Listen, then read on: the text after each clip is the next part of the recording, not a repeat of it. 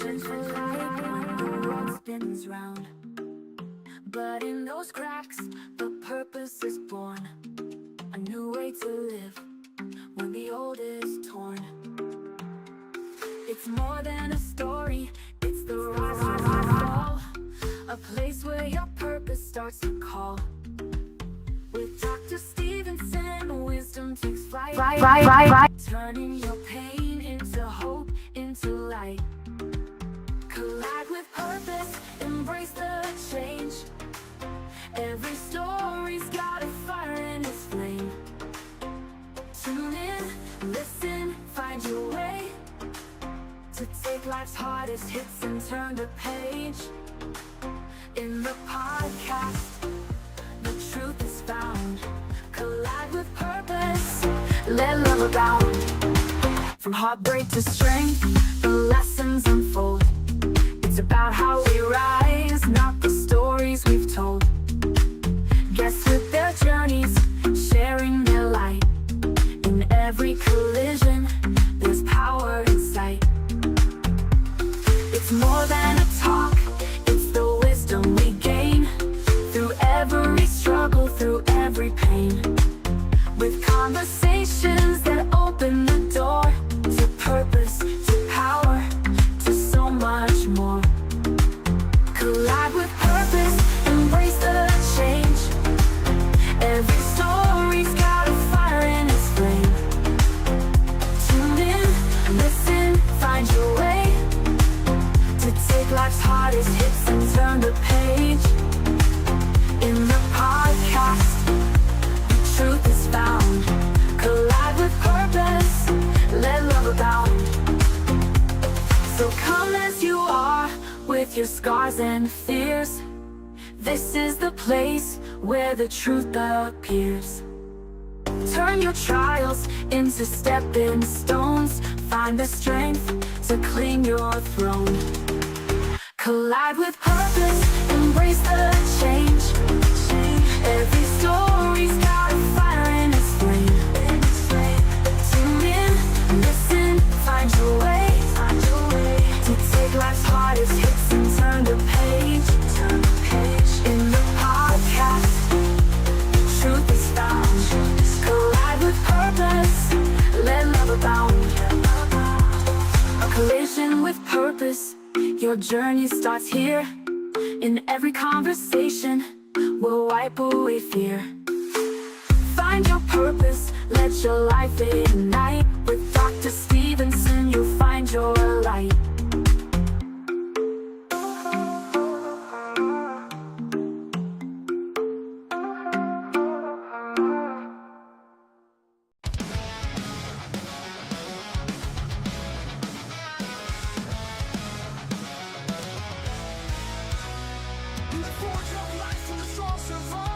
A tale is written of hearts that strive. Through fire and flame, they find their way, becoming iron where courage holds sway. Becoming iron, with hearts forged in fire. Tales of courage and conviction, rising even higher. Displaying strength in the fiercest fight, becoming iron, shining in the night. Faces the darkest night. The empowered man fights with all his might. The resilient man stands unwavering and strong. The inspired man knows where he belongs. Together they rise, conquering fears, becoming iron through trials and tears. Becoming iron, with hearts forged in fire.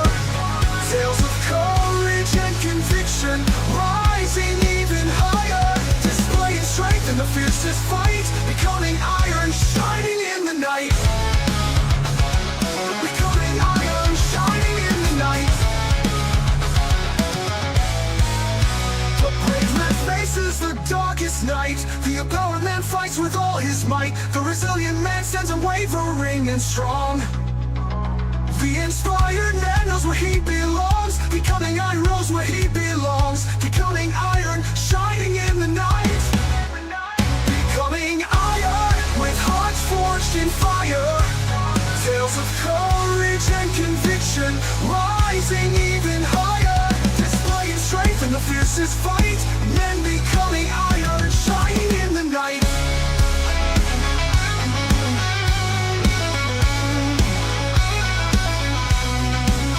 The brave man faces the darkest night, the empowered man fights with all his might. The resilient man stands unwavering and strong, shining in the night. And the tales of old and the battles new, convictions light sees them through. From abysses deep to the morning light, they becoming iron in the endless fight.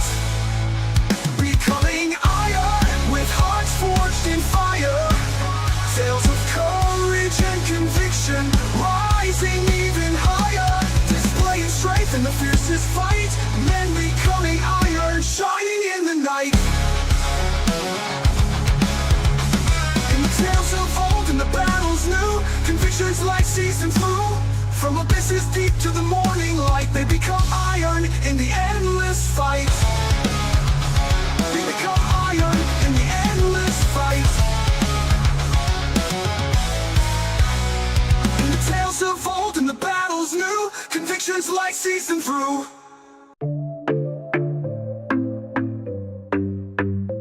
Caught in the web of what they said, lost in the expectations, living in hesitation. I walked in other shadows. Deep inside a fire burned, a whisper turned to a roar. I am liberated from walking in other shadows. I walk in my authentic self, breaking chains within. From the shadows to the light, a new life begins, shining so bright. Society tries to mold you into someone you couldn't be, fighting through the darkness to find the real me. No longer bound by others' rules, let your spirit soar. With every step you take, you are stronger than before. I am liberated from walking in other shadows. I walk in my authentic self, breaking chains within. From the shadows to the light, a new life begins, shining so bright.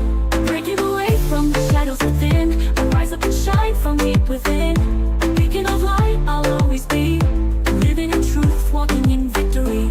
I am free, yes I am free. From the shadows to the light, I am free, walking in my truth, forever free, living in victory, shining brightly. I am liberated from walking in other shadows. I walk in my authentic self, breaking chains within.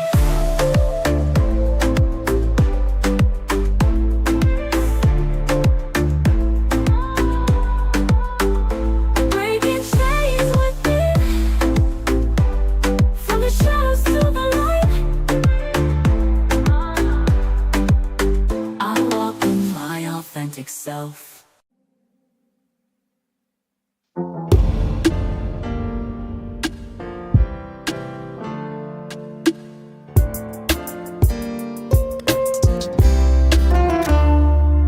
Locked in my decision to have a collision with my purpose. It is my assignment to be in alignment with my purpose. I'm locked in, going all out, no fear, no doubt. My God, my choice, your will, I'm all yours. Locked in, going all out, no fear, no doubt. My God, my choice, your will, your will, your will. Locked in my decision to have a collision with my purpose. It is my assignment to be in alignment with my purpose. Have a collision with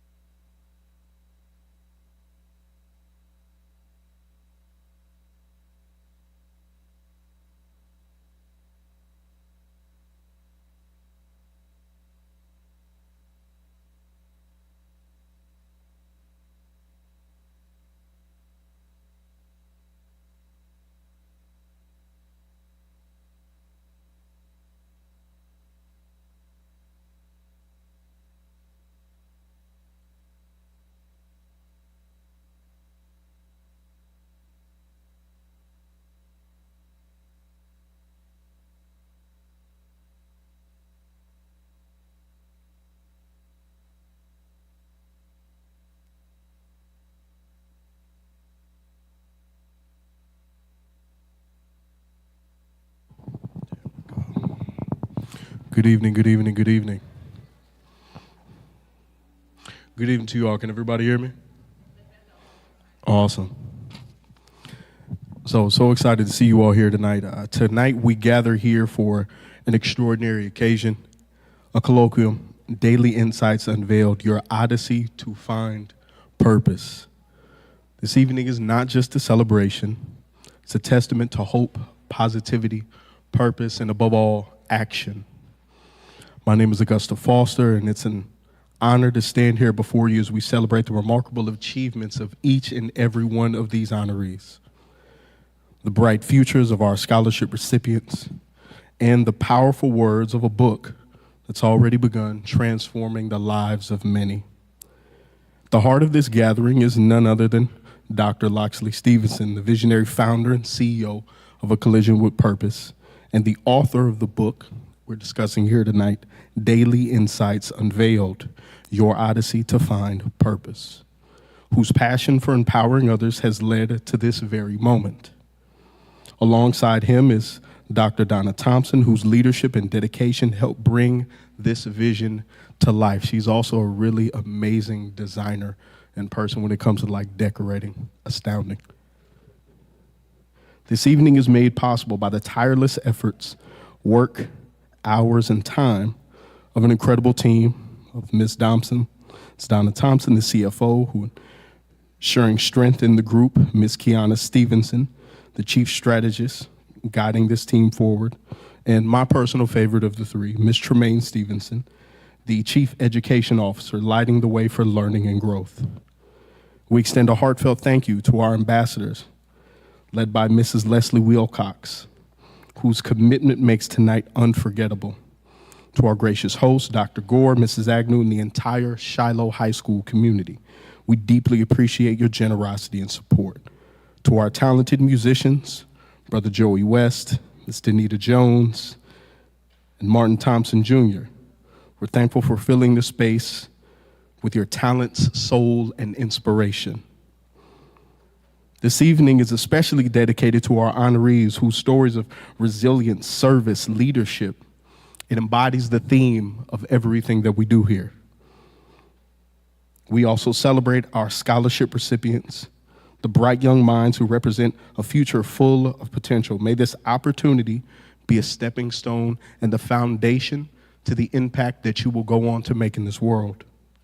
As we move forward with the awards presentation, scholarship ceremony, and book signings, let us remember each story told, each award given, and each page signed tonight reflects the power of community and the strength of shared purpose.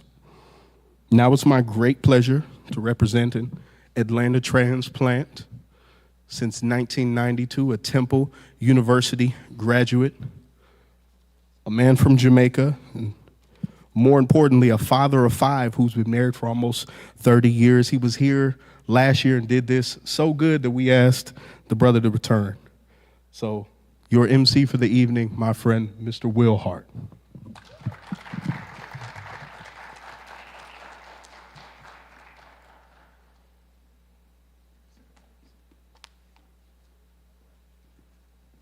Good evening, ladies and gentlemen. How are we? I said everyone too, because there are other people than ladies and gentlemen here, right? I see some young ones here as well. Hi, how are you, little one? I see you right there. Hi. You're all of what, 3? Maybe 3? 2.5? 1? Anyway, welcome, welcome, welcome. It is a pleasure to be here this evening to celebrate with you. A master agenda tonight, we are going to celebrate our colloquium for Collision with Purpose 2025. This is our second year that we're doing this. Last year we had a wonderful time, and we're going to have a wonderful time today. Even with everyone who's here, you're in the right place at the right time. And we want to thank you for coming for a night of hope, positivity, and purpose. If you've read Dr. Laxley's book or know about it, say aye. Aye. Good, good. So you're here to continue this wonderful, wonderful momentum that we've developed, and we're here to have a great, great evening. Before we get started, however, I would like to just open the floor and with prayer and bless the evening as it is fitting to do so. So let's bow our heads and close our eyes and give thanks. Father, thank you so much for all that you do. Thank you for allowing us the opportunity to celebrate with Collision with Purpose, the whole idea of, Father God, using our talents and our creativity with different resources in order to be called to do the things that you want us to do and to have an impact in the community. We want to thank you for this evening's proceedings, for everything that has taken place thus far and everything that will take place even now. Bring those who are coming safely and all the honorees that are going to be honored. We just pray everything will be done in order and to your honor and to your glory. We give you thanks. Amen. Amen. All right, everybody good? Say yes. All right. Exactly. See, I told you. We have a different cross-section of people here this evening, and we're going to have a good time. So, at this time, I'm going to ask Miss Danita Jones if she would come and sing her first song, Lean on Me. Put your hands together for Danita Jones.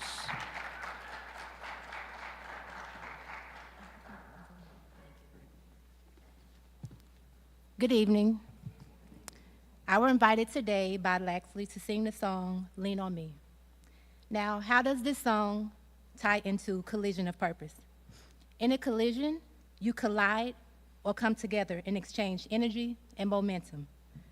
The importance of Lean on Me is to highlight the importance of friendship and community, because we all need each other. So in this collision, we're going to lean on each other.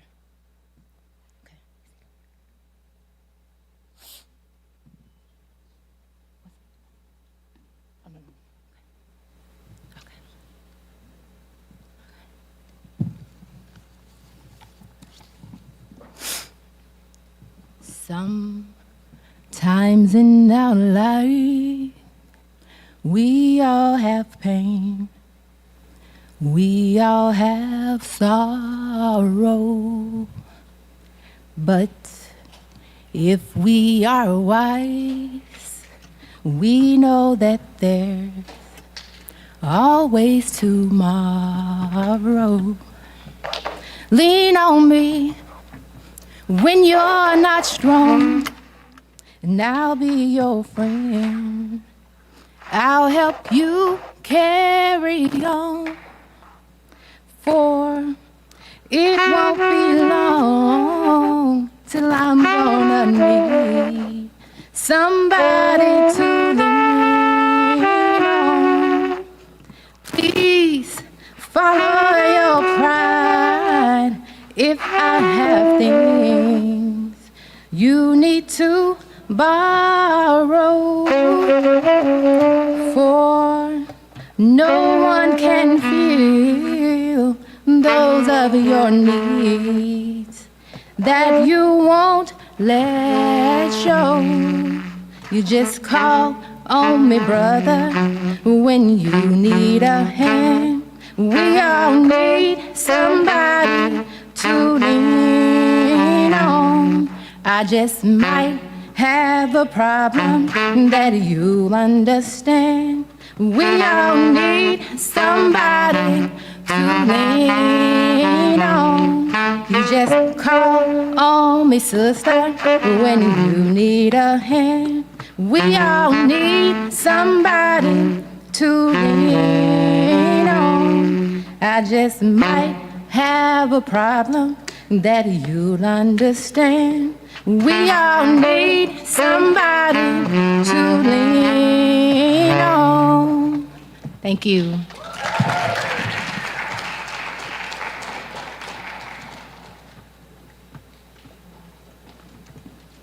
Fantastic. Were you all doing the whole sway thing? I was in the back. Can you show me again? Go. All right, I'm going to give you the beat. You just go. Let me see the, what were you doing? What were you doing?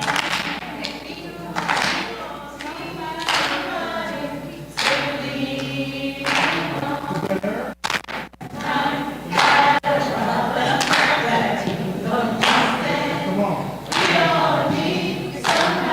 Lean on the person.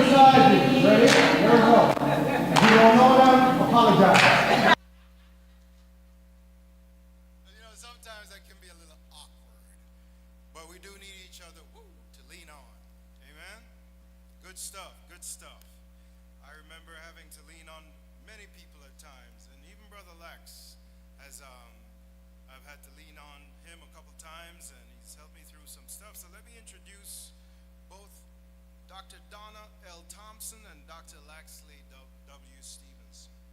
I'm going to read a little bit about them first before they come out. They're going to go ahead and give us a little idea of why we're here, what Collision with a Purpose is all about. And so before they come, it's very fitting for me to talk a little more about what their accomplishments have been. So Dr. Laxley W. Stevenson is highly regarded as a thought leader, motivational speaker, and life coach, whose transformative work has empowered thousands to discover their purpose and overcome adversity. He was born with a natural gift of connecting with people and understanding their struggles. Dr. Stevenson's empathetic approach has been the cornerstone of his success, and he has also been very successful in building businesses. He has a doctorate in business administration degree in leadership from Walden University, where he developed his keen interest in leadership and social change. Following his studies, Dr. Stevenson embarked on a journey to explore the intricacies of human purpose, pain, defiance, and destiny, which inspired his groundbreaking book, A Collision with Purpose, subtitled In Pursuit of Purpose. It offers an insightful and compassionate exploration of the human spirit's ability to overcome seemingly unsurmountable obstacles. He's able to tell stories in such an engaging way, and they're relatable, that have made him a favorite amongst audiences seeking to discover their own purposes and to unlock their full potential. His dedication to helping others is evident in his philanthropic endeavors. He's founded Global Humanity Network, a nonprofit organization that provides resources and support to underprivileged youth and enabling them to pursue their own dreams and lead purpose-driven lives. Through his writing, speaking engagements, and charitable work, Dr. Laxley Stevenson inspires countless individuals to embrace their pain, harness their destinies, and break through the resistance that holds them back from living a life of purpose. With his unwavering commitment to personal growth and development, Dr. Stevenson has firmly established himself as a guiding light in self-improvement and a beacon of hope for those seeking to overcome many of life's challenges. You've heard about his book already, Collision with Purpose, and Unearthing You is another book. Now that's a great book. It's a workbook, and that brings out all of your own personal self-awareness. You should really get that. I think we have it in the back. Really take a look at that if you want to reset and move ahead with your own life. And then Daily Insights Unveiled is what we'll be promoting today.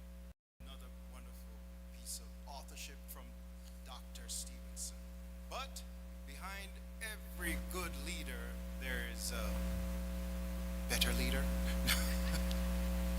There is a partner in crime. There is someone who walks beside him, alongside him, and does all the things that he doesn't want to do. She'll do it. She's what we call the head cook and bottle washer. All right, Miss Donna L. Thompson, Dr. Thompson, stands out as a paragon of financial acumen and strategic brilliance in her role as the Chief Financial Officer of A Collision with Purpose. Her tenure in this position is distinguished by meticulous stewardship and an unwavering commitment to fiscal excellence, driving the organization forward with purpose and precision. This same sense of purpose and strategic insight propels her to leadership as the CEO of DBL and DLT Creations LLC. It's a company she founded in 2019 with a vision to inspire and to innovate. Simultaneously, Donna brings her dynamic leadership skills to A&J General Contractor Incorporated, where as Vice President, she has become an instrumental force in the company's growth and success. There is more. This woman is a real Jamaican. She has 20 jobs. Beyond the boardroom, Donna has earned international acclaim as a best-selling author. Her writings resonating with readers around the globe. She channels her passion for knowledge and empowerment into teaching and coaching, dedicated to guiding guiding individuals on their journeys to achieve their full potential in every aspect of life. And as Vice President, another role of the Global Humanity Network Incorporated, Donna leverages her influence to champion global unity and humanitarian efforts. Her advocacy and writing are more than just professions. They are mediums through which she voices her commitment to social causes and her unyielding resolve to usher in a better tomorrow for all. Those drawn to her story as a leader who seamlessly blends financial leadership with intellectual prowess and philanthropic dedication should look to Donna's narrative. It's a source of inspiration. Her life and her work stand as a testament to the impact one can have when one marries one's vocation with a higher calling. Ladies and gentlemen, please put your hands together for Dr. Laxley Stevenson and Dr. Donna L. Thompson.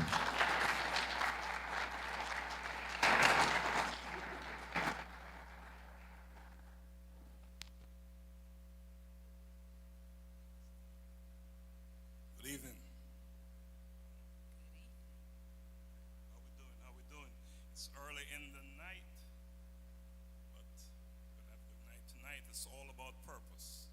And now we're gonna share the story of how this thing we call it a Collegia with Purpose movement, because it is a movement, got started. Can you play the video, please?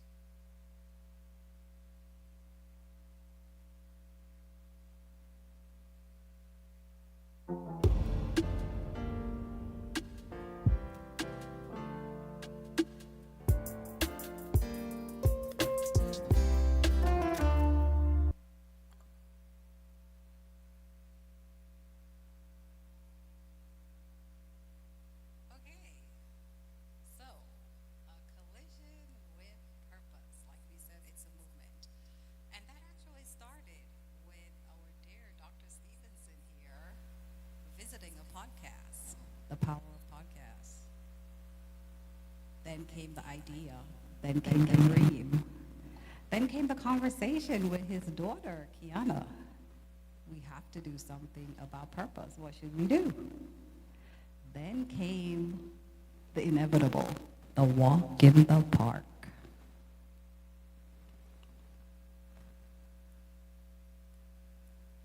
Do we have? Greetings and welcome to the A Collision with Purpose project. Here, individuals are given the opportunity to conduct an exploration of self in pursuit of purpose. I am Dr. Laxley Stevenson, and I'm your host. In the upcoming weeks, I'll be sharing a series of short videos done by a cross-section of individuals speaking on the topic of purpose.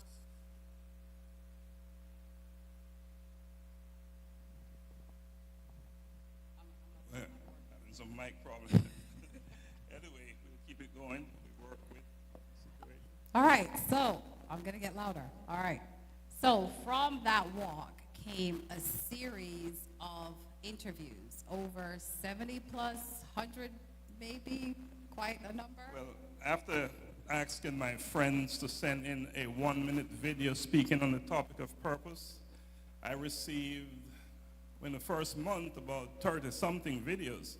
So it occurred to me that something is happening, something is going on. So why not extend it to a real interview? So I extended that invitation to join me in an interview, and in 1 year, I did 70 plus interviews, not just from people in Atlanta, but from all across the world. Right.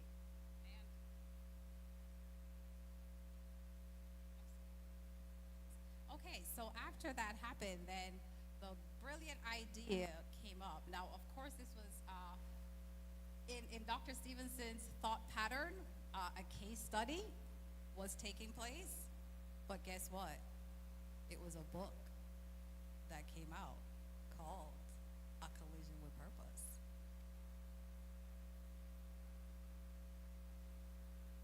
What advice can you provide to individuals with no sense of their purpose? What advice can you provide? What do you have to share? Yeah. Two things. One, go back to the one who made you.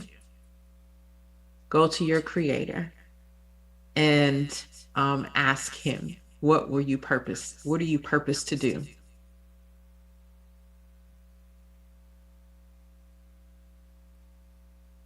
All right, so that was one of the interviews that actually took place with Dr. Pastor Lexi Johnson, and that's how the whole collaboration of the work came up to birth this great book that was published last year and was presented to the first event that we had here at Shiloh last year, and that was the Collision with Purpose book. And from that also came the other book, Unearthing You. As you heard our MC mention before, it is a workbook, but it's a phenomenal book because it's a way to really rediscover who you are and dig deep inside of you to bring out who you are and to really work on yourself so you can be the best version of yourself, right? So that workbook came out as well last year. And then after that, of course, we're continuing to work, right? Continuing to work, and we started planning doing other events. But in the meantime, while we were planning on doing other things, while we were working, Dr. Stevenson was working on A Collision with Purpose and Unearthing You, we figured, hey, this would be a great time. Instead of just having a book launch, let's have a celebration. Let's have a celebration to honor individuals in our community who they're doing phenomenal work, taking care of humanity. Individuals like you all that's sitting out here this evening, you're doing phenomenal work in your community, and we wanted to be able to honor you, to say thank you for the work that you're doing, and to continue doing the work and to give you your flowers now. So that's kind of how the colloquium came about last year, where we were able to have that event and honor individuals and also provide scholarships for students. So let's go ahead and continue with the video, please. Like in my decision to have a collision with my purpose.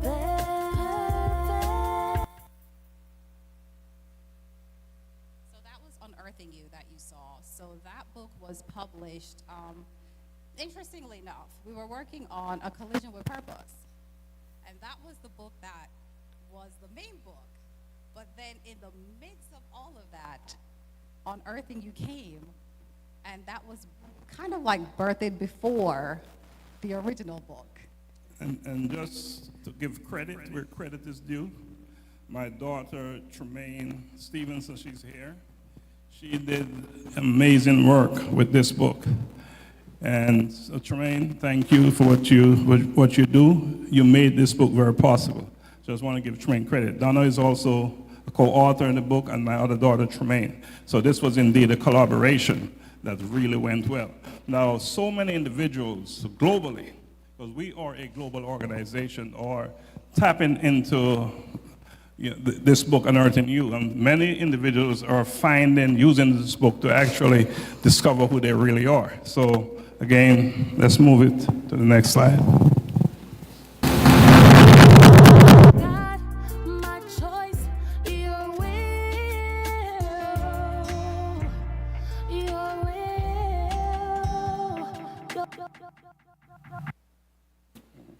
You can keep it going, keep it moving.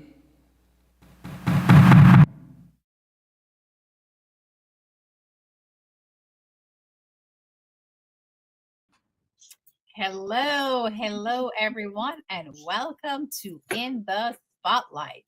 This is the home of unfiltered conversations where real talk is what we do. I am none other than Donna Thompson. And I am Dr. Laxter Stevenson. I cannot say I am none other than, Donna put it, I am none other. There's only one Dr. Donna Thompson in this entire world. How about that? I love it. I don't have a pretty common name, but hey. But I am none other than Dr. Laxter Stevenson. I'm gonna copy that. That's right. I'm gonna copy that. Can you hear? Yeah. So, in anything you're doing in life, you must have a way of getting the information out. And what was happening with the Collision with Purpose and all the work we're doing, we were trying to get on other people's platform. And it occurred to me that why not build your own? Why not have your own? So that is how In the Spotlight came about. And I will tell you, since this podcast launched, we have talked to people from all across the world about different things. This is the podcast that is about leaving nothing on the table, raw, unfiltered information, conversation we're having. So if you have not watched one of these episodes and this podcast, I highly encourage you to go on our YouTube page. There's some powerful information on there, powerful information. And it's powerful because we have none other than Dr. Donald Thompson on there. So with that, right, we started off with In the Spotlight, and then we realized there was more. So we wanted to have something for the men, at least Dr. Stevenson. Well, I mean, I do too, right? I mean, it's important. So we wanted to have something for the men, but we wanted to reach across the generations, right? So then what came from that? Let's play the video.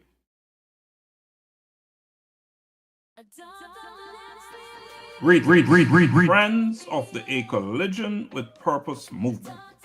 Welcome to Daily Insights Unveiled, where we journey together to find purpose. I am Dr. Laxter Stevenson. Today, let us embark on a journey to explore a relationship that shapes our identity, identifies our decisions, and quietly defines the quality of our lives. This relationship is friendship. So, after having conversations with my friends and listening to them talk and hearing these different challenges we're having, I thought it was important to do something that I call Daily Insights. And Daily Insights Unveiled. And each time I'm having a conversation with a friend or a family member, there's something that is sticking out. And what I would do is generally, I would develop a conversation around the topic that was most prominent from these conversations. And that is what Daily Insights is about. In fact, the book that we have here tonight is a collection of those insights that I had that I talk about. All right, we can go ahead with the tape, please.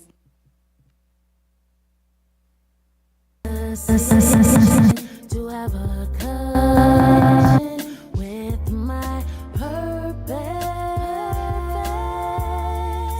It is my assignment to be in alignment with my purpose.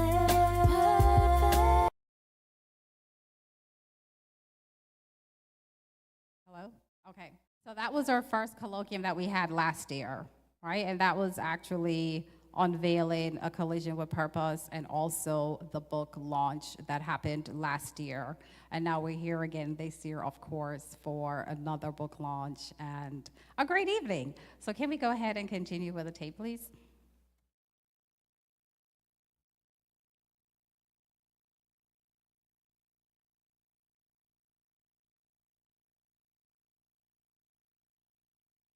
Let's talk a little bit about active parenting, because that is one of our number role as a man. Active, not just parenting, but active parenting. Yeah. Let's talk a little bit about. But no, it's a good question. I honestly think that it's just I'll put it this way real quickly. I think it's being present. When friends like males would always ask, why not watch, with your daughter, like I'm always worried if their wife was pregnant. I'm like, I'm worried if I'm not gonna be the best dad or this and that and this. I was like, man, just figure out how to be present. Everything else comes with it, just show up, just be there. And I think having an active role and active parent is just being engaged, being present and being engaged as much as possible. Because I think with being connected like that, you tend to learn what to add, what to bring in, what to say, you know, stuff like that. So being present and being engaged. So in my personal journey, faith has shown me that even when I don't understand the why, I can still trust the who. And we know who that is, right? That's God. Powerful, powerful, powerful, powerful. This one is called Bridging Generation Voices of Men. I did a daily insights on with a topic. I think it was called The Life of a Black Man in a Changing World. And I thought that it was important for us to have that conversations as black men. Initially, that's how it came out. But of course, it's extended to men in general. And that is what birthed Bridging Generation Voices of Men. And at any given time, we'll have 4 men, different age groups, on the platform. And we talk about all different kinds of topics. So again, if you are someone out there, a male or female, because we do have females coming on this podcast, I would encourage you again to get on this, check it out, join us, and you will be enlightened. All right, we can continue. You're on Life-Changing Conversations, and my guest is Elizabeth Sikawa Kisiangani, a real powerhouse of a woman who's taken on this cancer thing, and is just doing an amazing job in maintaining her positivity and being an example for others, Elizabeth. And that's how I've observed and I've watched you, and that is what I'm seeing, an example, just a living embodiment of strength. And that's what I'm seeing here. So next podcast, the one we just showed, is called Life-Changing Conversations to Inspire Actions. And that is exactly what this podcast is about. This is aired at 12 noon, and this one is specifically set for people living in Africa, where we have a huge audience. So that's what this podcast is really geared for, and it's been doing amazing things. Again, it's all about life-changing conversation. That clip you just saw is from Elizabeth Kisiangani. She's dealing with cancer, and you will hear more about that later. Right. Okay, we can go ahead to the next.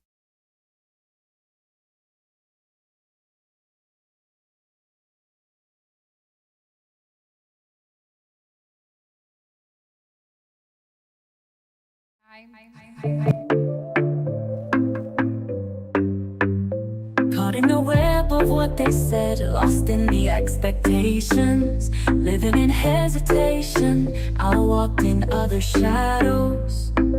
Deep inside, a fire burned, a whisper turned to a roar. I am liberated from walking in other shadows. I walk in my authentic self.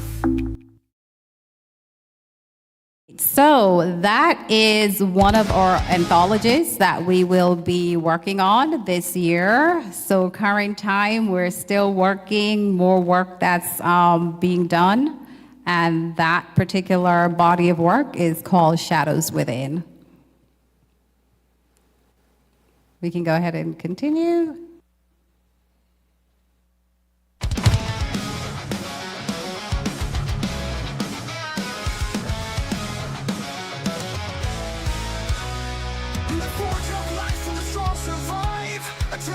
Of hearts that strive through fire and flame, they find their way, becoming iron where courage holds sway. This one is another anthology we're working on, and this one is called Becoming Iron, Tales of Courage and Convictions. And it's strictly only for men. It's by invitation only, and we identify 4 different categories of men. We have the empowered man, the inspired man, the resilient man, and the brave man. And we're looking for stories that is speaking to those categories of men. So again, if you're a man, if you're a male and you're out there and you would like to participate in an anthology that is really going to become the template for how men should operate, should function in this world, then this anthology, this is for you. So we can have a conversation about that.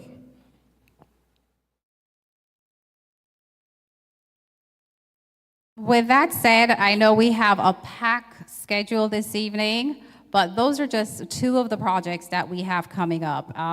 We don't have the information here to present to you, but just so that you're also aware that we do have a cancer foundation. It's a cancer community-based organization in Kenya that is there to support families and children who, their families, their mom, their dad, they're fighting cancer. So we're also encouraging anyone who wants to be a part of the work. We're open to you joining us so that we can help to get rid of the stigma of what is happening in that particular part of the country currently. And we've also launched our business, A Collision with Purpose Limited, in Kenya as well. So we are building a foundation in the continent of Africa with the intention of doing great work and continuing to support humanity. Thank you all for listening to our journey. All right. Thank you.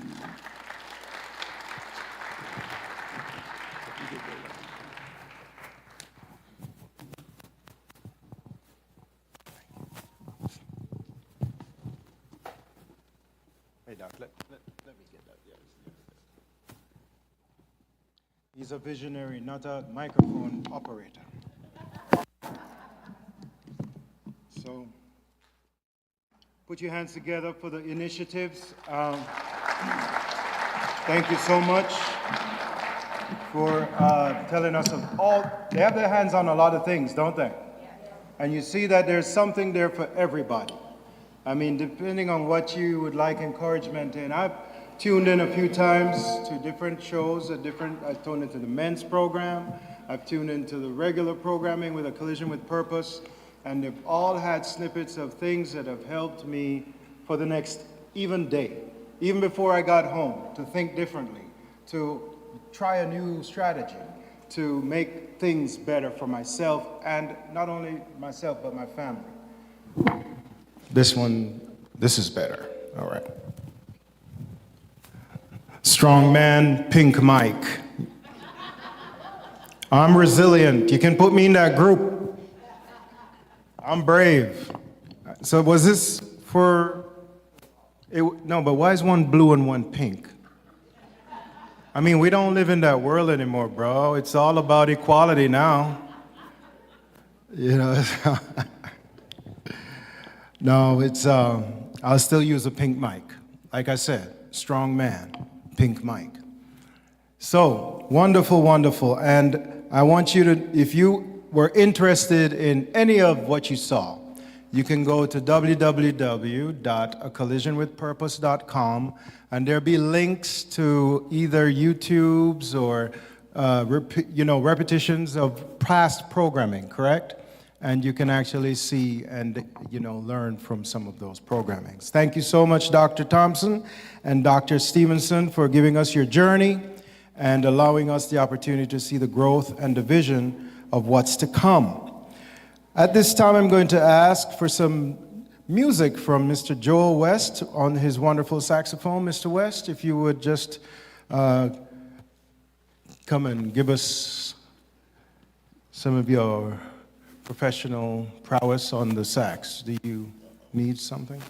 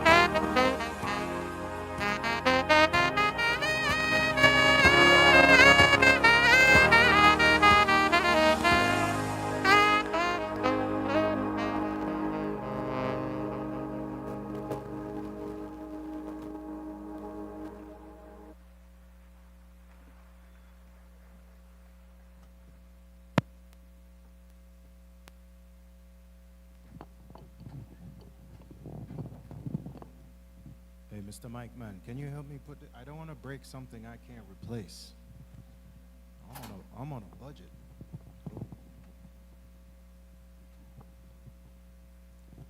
I'm scared.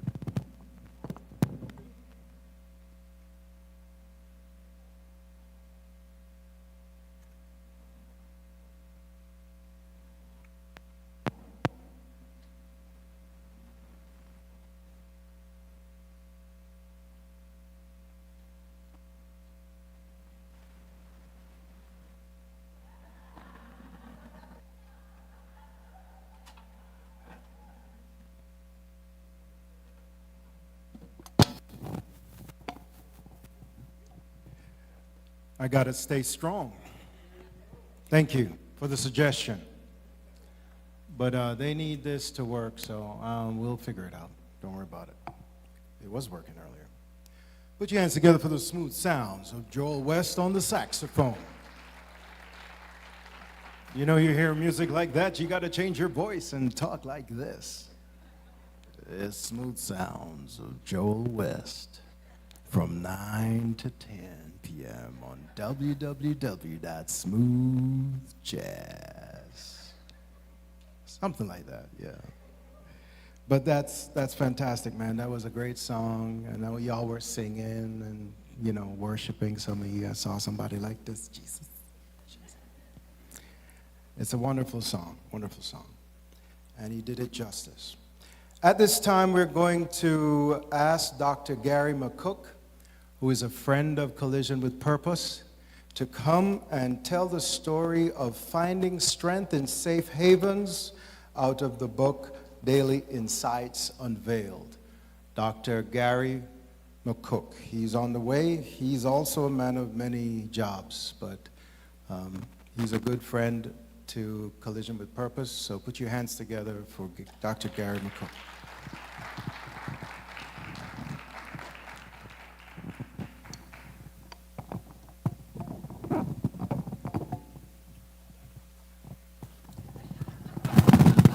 I got it.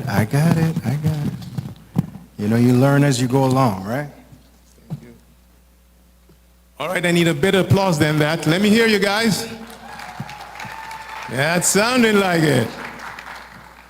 So apparently tonight the theme is pink. Did you notice that the saxophonist, his mouthpiece was pink? So we got a pink theme going on here, guys. Powerful pink. Okay, so I am honored to stand here this evening in the presence of my fellow men, women, and children who are being recognized for their God-given contributions to mankind. I'm charged with presenting to you an excerpt from my dear brother's, Dr. Laxi Stevenson's book, Daily Insights Unveiled, Your Odyssey to Find Purpose. My concentration will be from the chapter titled Finding Strength in Safe Havens. Okay, let me get to the book itself. And it looks like this, guys. Make sure you buy a copy. Okay. I'm going to be the first one to read from the book, so I can sign yours also when you buy it. Okay. So, Dr. Laxley starts out by saying, I have realized that that as much as safe havens provide us with the shelter we need, they are not meant to be our final destinations. In this chapter, and this is me talking, Dr. Laxi actually talking, in this chapter, I delve into the topic that resonates with all of us, inspired by my friend Dr. Donna Thompson, and my walk through life's unpredictable landscape. I remember a time when I was at my lowest, feeling as though I was living through the series of random events. I started to see the connections, the highs, the lows, joys and sorrows, victories and defeats that shaped my existence. A profound realization that changed my perspective. In this unpredictable journey, I have had my share of rough patches.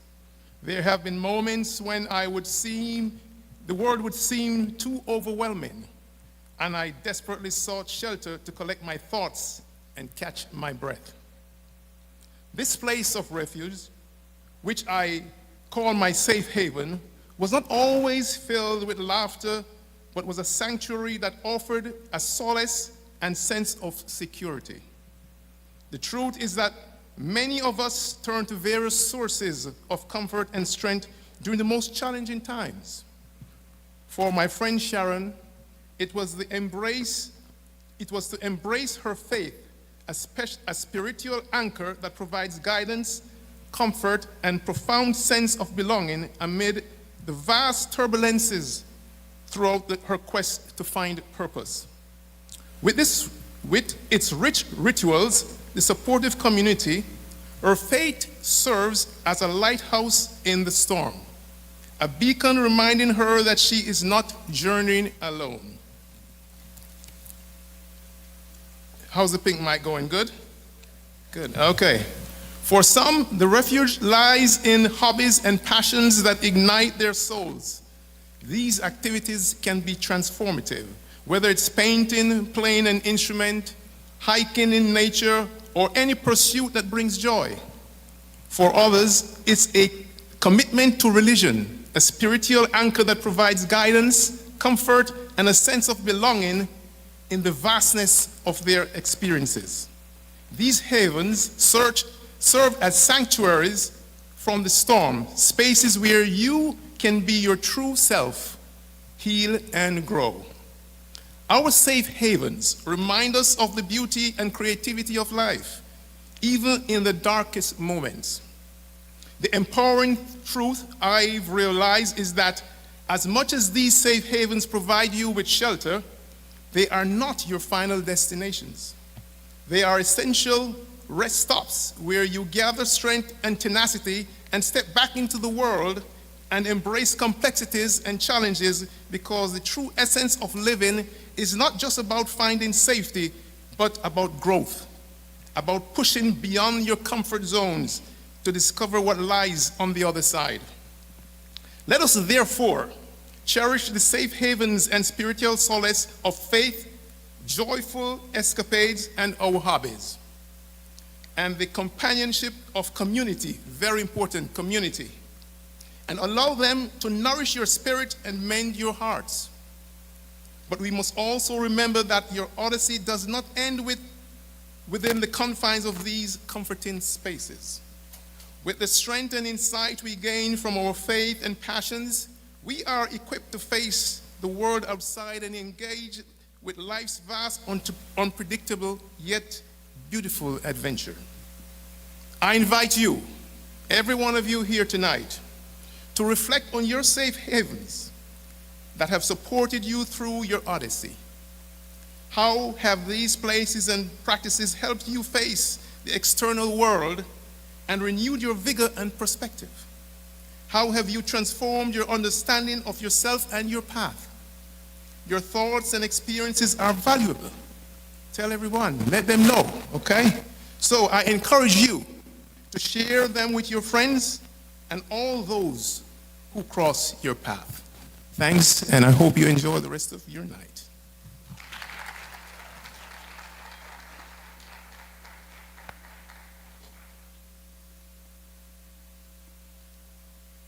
Thank you, Dr. McCook.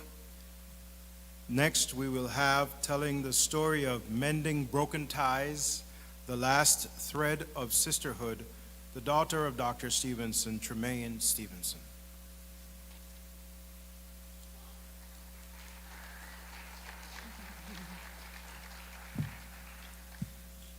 Hello and good night. I'm honored to read from my dad's book, Daily Insights Unveiled, Your Odyssey to Find Purpose.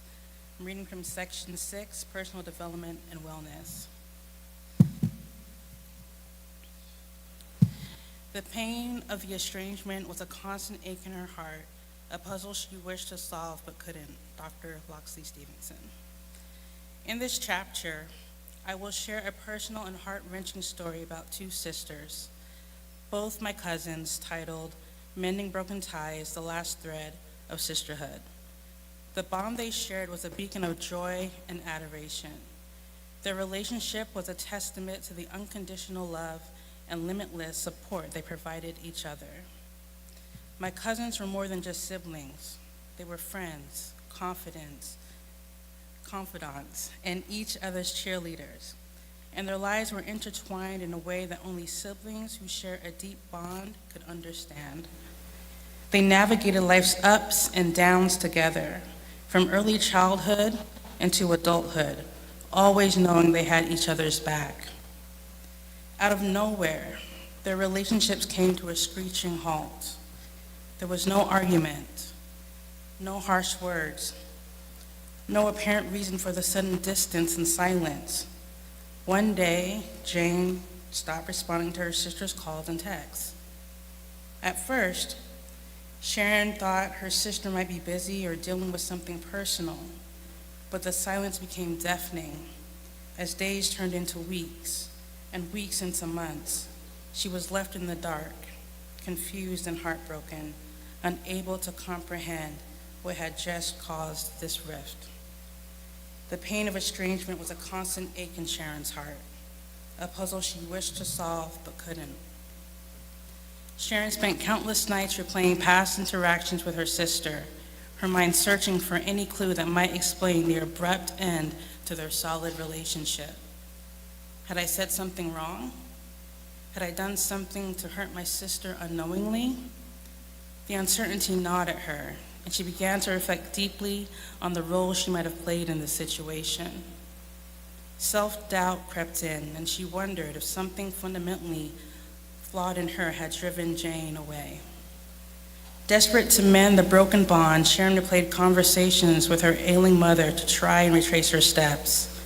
She reached out to her sister repeatedly. She called, she texted, hoping for a chance to understand what went wrong and make things right. But all her efforts were met with silence. Each unanswered call and each unread message felt like another brick in the wall between them. She enlisted the help of mutual family members, hoping they might bridge the gap and convey her earnest desire to reconcile. Yet, despite their best efforts, Jane remained silent and unreachable. Time passed, and the pain of their estrangement became a constant ache in Sharon's heart. The unresolved conflict tainted the memories of happier times, and she felt an overwhelming sense of accountability and loss. But she refused to give up. Deep down, she believed their bond was too strong to be broken forever. She held on to the hope that one day, Jane would reach back, and they could find their way back to each other. That day finally came. After what felt like eternity, Jane responded to one of her messages. The initial conversation was awkward and tentative, filled with the weight of everything that had gone unsaid for so long. Gradually, they began to open up and share their feelings and fears. It turned out that Jane had been dealing with her struggles, and in her pain, she had distanced herself from everyone, including her sister. The sisters communicated, working to peel away the layers of hurt and misunderstanding that had built up between them. Reconnecting with Jane felt like a balm to both sisters' wounded souls. They both promised each other never to let anything come between them again. And they spent precious time rebuilding their relationship, making new memories, and cherishing every single moment. For a short while, they had found their way back to the unbreakable bond they once shared. But life has a way of throwing curveballs when you least expect it. Just as they were beginning to heal, Jane fell seriously ill. The diagnosis was grim, and her life ended abruptly. The news hit Sharon like a ton of bricks. There were no more walls, no more secrets.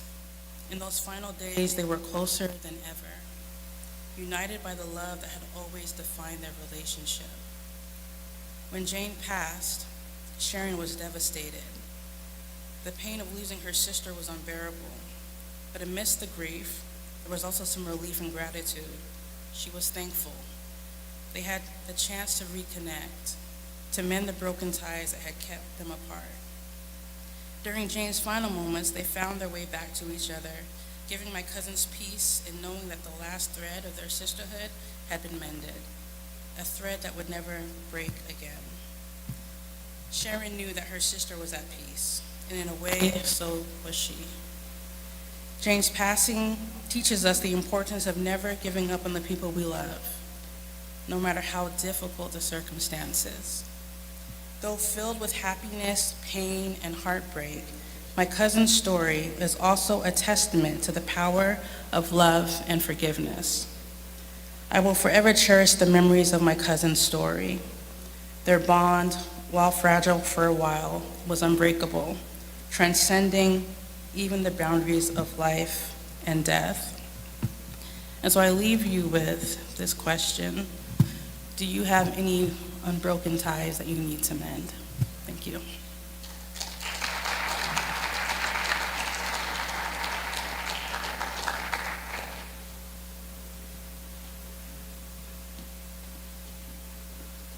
Thank you, Tremaine, for that wonderful reading. Powerful stuff, huh? You ready to buy the book? It's right back there. Get on the feedback. Too much noise? Too heavy. Anyway, you guys hear it? Hear it? Hear it? Hear it? Hear it? Hear it? What? What? What? All right, thank you so much. Before we get into the last segment of the readings, I'm going to ask Miss Danita Scott if she will come back up and give us another rendition in song. Danita?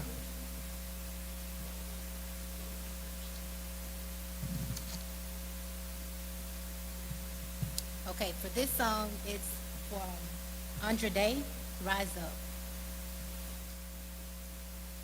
You're broken down and tired of living life on a merry-go-round, and you can find the fighter, but I see it in you, so we gon' walk it out and move mountains.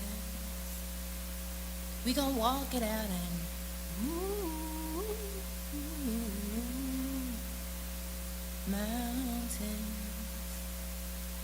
And I'll rise up, rise like the day. I'll rise up, I'll rise unafraid. I'll rise up, and I'll do it 1,000 times again.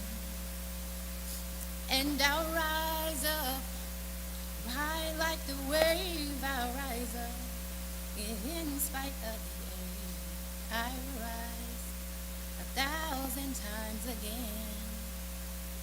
For you, for you, for you, for you. When the silence isn't quiet and it feels like it's getting hard to breathe, and I know you feel like dying, but I promise we'll take the world to its feet. Move mountains. We'll take it to its feet and move mountains. And I'll rise up, rise like the day. I'll rise up, I'll rise unafraid. I'll rise up, and I'll do it 1,000 times again. For you, for you, for you, for you. All we need, oh, all we need is hope. And for that we have each other. And for that we have each other. And we will rise, we will rise, we'll rise. Oh, oh, we'll rise. And I'll rise up, rise like the day. I'll rise up in spite of the air.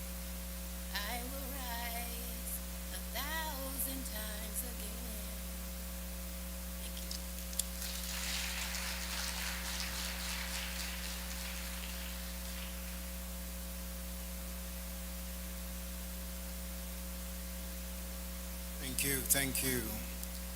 And we will rise up. I gotta rise up. I'm gonna rise up. In the morning, I will rise up. When I get up from my office chair at work, I will rise up. Yes. When I open my car door and I step outside, I will rise up. And when my son looks me in the eye and tells me what he thinks, I will try to understand and ask the politically correct, and why do you feel that way? Why does it make you, back in the day my father would say, because I said so. And I tried that, and my progressive wife says, you can't do that anymore. You have to have a conversation. You have to find out where they're coming from and rise up on the inside and be humble. Then I listen, and then I say, because I said so. No, it's real good words of encouragement to rise up. Sometimes we're down and we have to pick ourselves up, and we have to just get going again. And we can't let, a lot, as my mom would put it, the vicissitudes of life. They come in different shapes, sizes, and forms, and we have to be able to have the resilience to rise up and face them head on. The last part of this evening's readings will come from Dr. Grace Langmore. She will tell the story of When the Music Ends, a journey beyond the last note. When the music ends, a journey beyond the last note. Dr. Moore.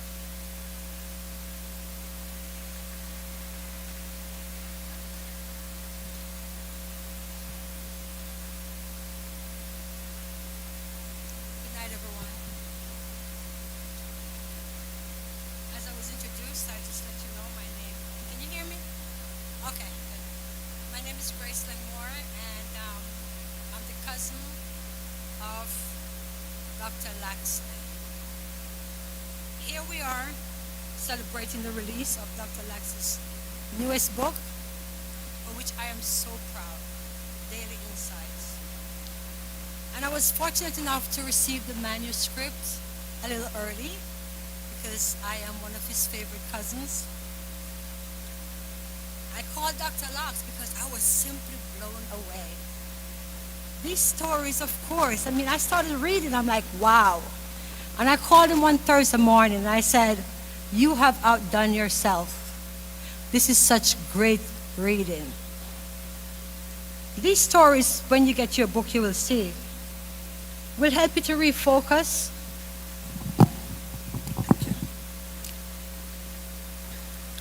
These stories will help you to refocus or continue on your chosen path. In some cases, it might even help you to make that paradigm shift you have been wanting to make. I love this book because I can open it and I can read from anywhere. I don't have to read it chronologically. I can just pick a theme and I can just get going. So I encourage you, if you would like to continue your journey along your personal development, along wellness, resilience, personal growth, you can start with this book, Daily Insights. As MC said, I'll be reading When the Music Ends, a journey beyond the last note. Have you ever experienced that haunting silence when the music ends? That final note resonating in the air, lingering before it fades into nothingness? It's a stark contrast to the joyous melodies that once filled your life. I remember being so engrossed in my work that I didn't notice that the music had stopped. It was a wake-up call, a reminder that life's melodies can change instantly. This realization came to me while I was playing my guitar. Something I lived for became increasingly difficult. It started with my fingers ached, and they would only allow me to play occasionally, in sharp contrast to the many hours I normally played. That was a rude awakening for me. Each of us has a song that plays through the chapters of our lives. These are the tunes of our routines, the rhythms of our daily activities that we perform almost mechanically, often taking for granted our ability to perform them. But what happens when you can no longer play those familiar tunes? When the things you always done without a second thought suddenly become struggles or even impossible. Imagine waking up one day and find that you can no longer hear your favorite song, not because it's not playing, but because your ability to hear it has diminished. Or picture the day when lifting your hands becomes an insurmountable task, not due to the absence of will, but because your body refuses to obey. How would you feel? Lost? Frustrated? Scared? I am not talking about just aging or illness. It could happen to us at any time. This is about the fragility and unpredictability of life. It's a gentle yet jarring reminder that the music will eventually stop for all of us. How do we prepare for that silence? How do we ensure that we can find peace in silence when our symphonies dwindle? And this is Dr. Lax speaking. I remember visiting my father while he was receiving in-home care. He was a man of great strength and wisdom whose life was filled with the robust melodies of hard work, laughter, and compassion. But that day I saw him sitting quietly, his hands unable to hold the newspaper he enjoyed reading, which was a stark reminder of the fragility of life. His eyes, once so full of life, were now clouded with a mix of confusion and resignation. He did not recognize me.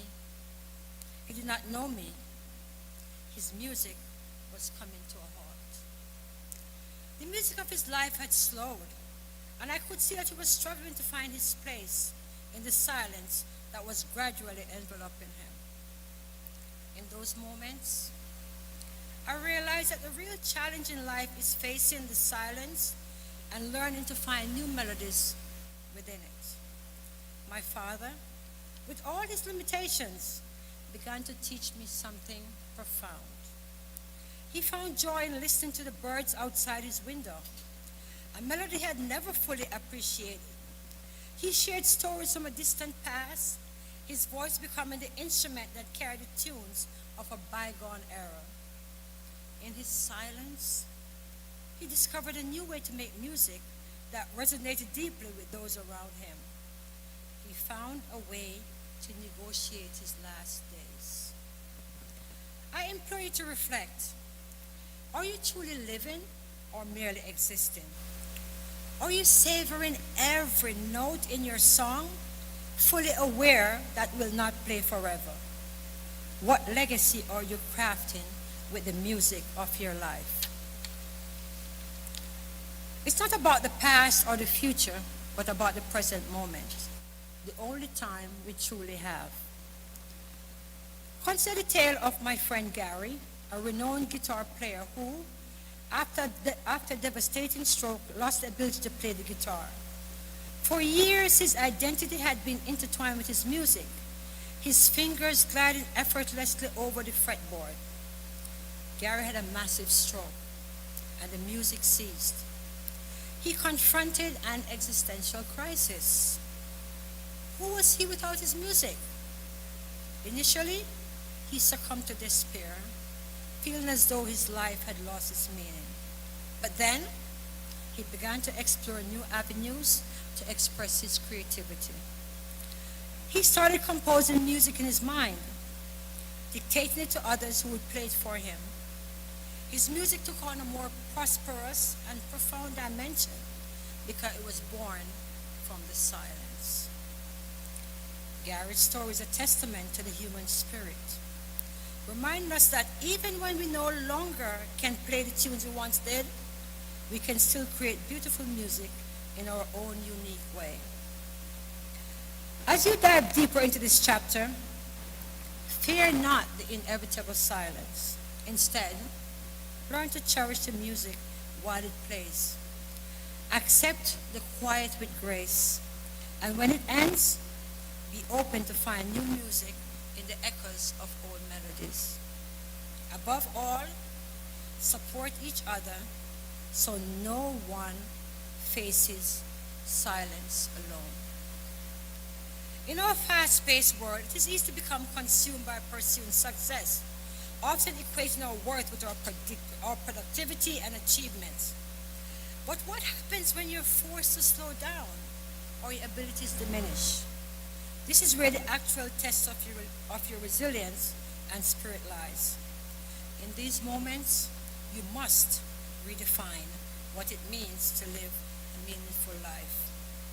You must learn to appreciate the simple joys and subtle melodies you often overlook. The laughter of a child, the warmth of the sun on your skin, the comfort of a loved one's embrace. These are the notes that compose symphony of your life. These minor, intimate tunes can sustain and bring you peace when the grand concert fades. You must hold the significance of connection. Just as an orchestra relies on the harmony of many instruments, your life is enriched by the relationships you foster. When one instrument falls silent, the other can carry the melody. This is the essence of community and support. By nurturing your connections, you ensure the music continues even when you can no longer play. You are not alone in this symphony of life. When the music of your life dims to a whisper and the last note plays, what will remain of your melody in the hearts of others? What new music will you have inspired? Imagine standing in a quiet room and the last notes of your life symphony are fading away. What echoes remain?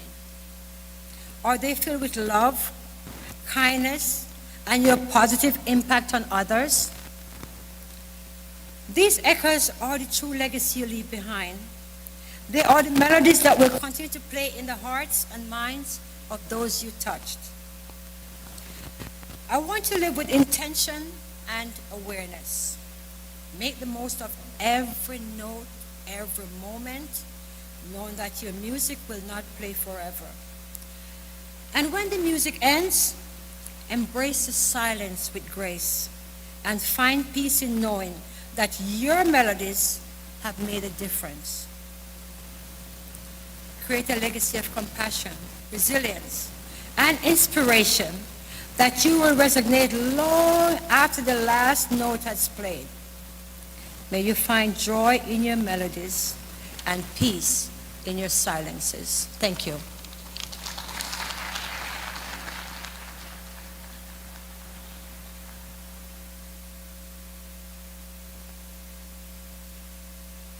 Dr. Grace Langmore.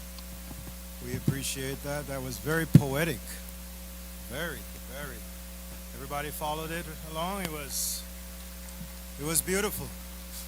You know, just being intentional and aware of the music that you're playing and the song that you're creating and the lyrics that you're writing to play your song every time you step up. So what? We're going to rise up, right? And then we're going to sing our song. Or we're going to play our song. And our song is going to make an impact because we're intentionally aware of what we're doing now. Instead of just going with the flow. You know, just going with the flow, it can get so mundane at times, right? Yes? I have to go to work. I got to pay the bills. I got to get up and I got to do this. I got to feed the kids. I got to feed a dog. It's 8 o'clock. The dog is on a schedule. Then I got to walk the dog. Then I got to pick up. All right, so you know what I'm talking about. Instead of saying, who am I? What am I here for? And be intentional about doing something that has impact with the gifts that you have. Isn't that, it's amazing. And that's why our honorees are here tonight. Most of the honorees are walking in their purpose. They're here because we see what they do in the community, but they get up every day on purpose with a joy and a step playing their own music. So I hope by the end of this evening, when you leave here, you'll be writing your own music to and make a beautiful melody in this world. We need it more than ever. Thank you again. Put your hands together for all those who read from the book. So you can tell it's a very impactful book. So please get yourself a copy before you leave. At this time, we're going to ask Mr. Martin Thompson Jr., guitarist, to come and give us a rendition in music on the strings. And vocals as well, Mr. Thompson? Yes? Wonderful.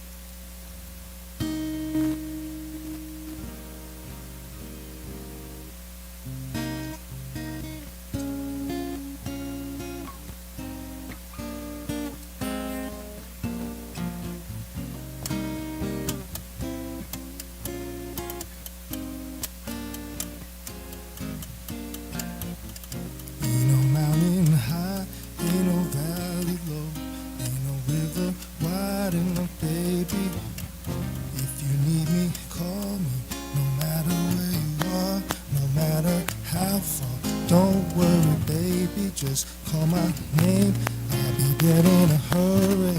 You ain't gotta worry, cause baby there ain't no mountain high enough, ain't no valley low enough, ain't no river wide enough to keep me from getting to you, babe, to keep me from getting to you, babe. Remember the day I set you free, I told you you could always count on me. And from that day, I made a vow I'll be there in a hurry some way, somehow. So baby, there ain't no mountain high enough, ain't no valley low enough, ain't no river wide enough to keep me from getting to you, babe, to keep me from getting to you, babe.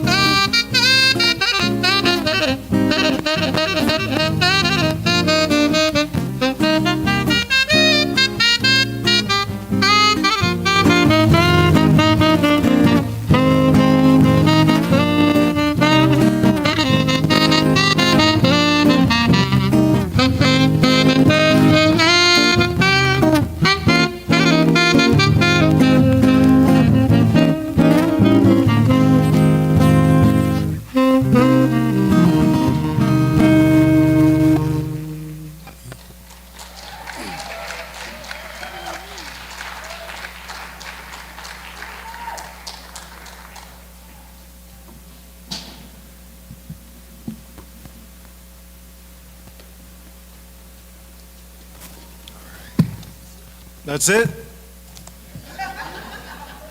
I was looking for more. I heard encore in the back there, right? Mr. Thompson will be in concert at. You can reach him on his Instagram page at. Talk to him, and then you can get him to come and play. He's awesome. Good stuff. I was waiting for some, ain't no sunshine since she's gone.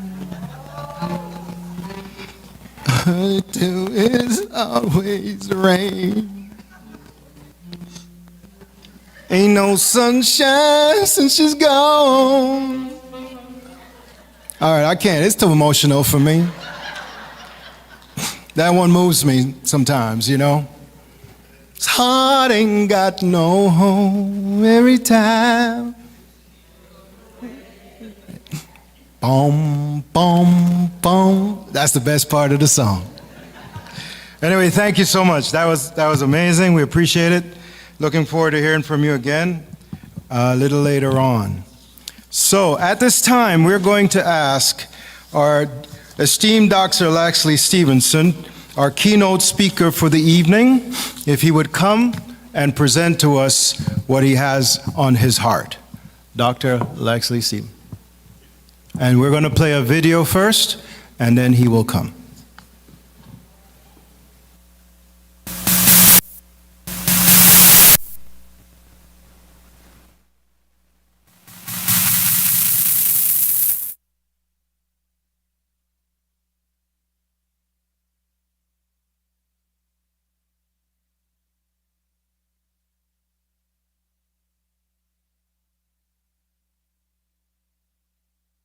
Collision with purpose, movement, a call so bright.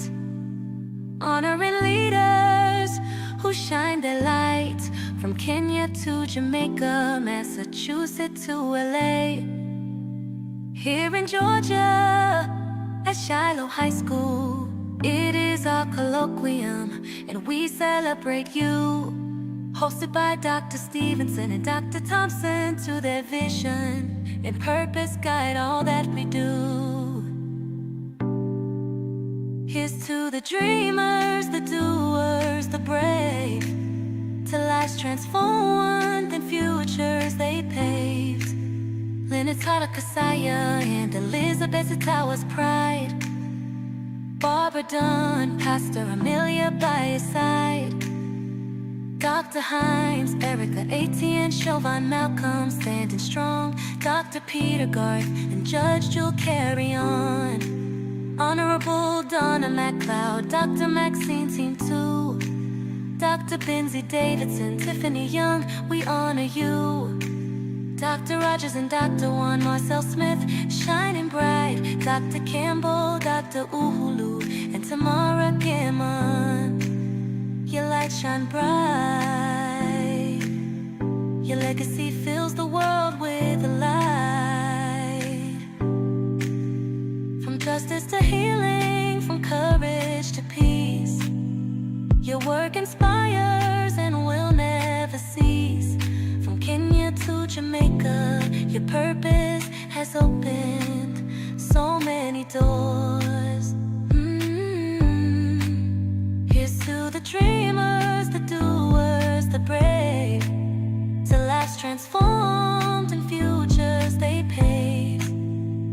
Leonard Kasaya and Elizabeth Zetawa's pride. Barbara Dunn, Pastor Amelia by his side. Dr. Hines, Erica Etienne, Chauvin, Malcolm standing strong. Dr. Peter Garth and Judge Jewel carry on. Honorable Donna MacLeod, Dr. Maxine too. Dr. Benzie Davidson, Tiffany Young, we honor you.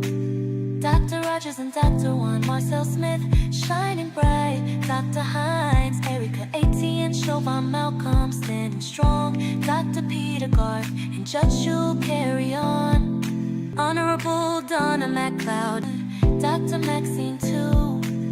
Dr. Benzie Davidson, Tiffany Young, we honor you. Dr. Rogers Rogers and Dr. Juan Marcel Smith, shining bright. Dr. Campbell, Dr. Uhuru, and Tamara Gammon.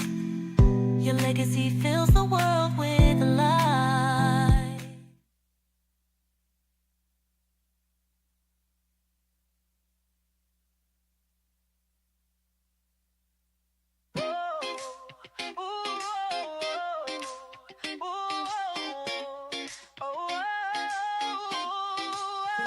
They're born in Little London where the roots run strong.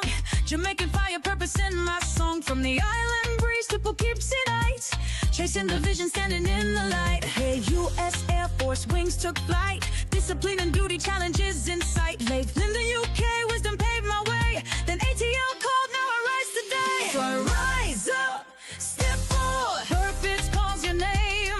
No fear, no doubt. Set the world aflame. Stand tall, be bold, let your soul ignite. This is the moment, step into the light. Like Jamaica to America, searching through the storms. The journey wasn't easy, but my faith kept me strong. Africa called, the roots pulled me near. In the heart of the motherland, my purpose was clear. Told daily insights unveiled, your odyssey is real. Your purpose is waiting, now it's time to feel. A collision with purpose, where faith takes flight. Turning struggle into strength, darkness into light. Who am I? Dr. Lax, lead the vision. What I do, Unveil the vision. where I've been, Make America, Africa. who I live for. My friends, families, the world at large. They stand on legacy and purpose. Now arise, full of liberation.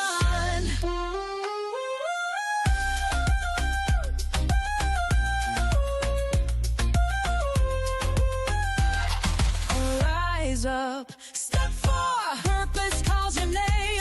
No fear, no doubt.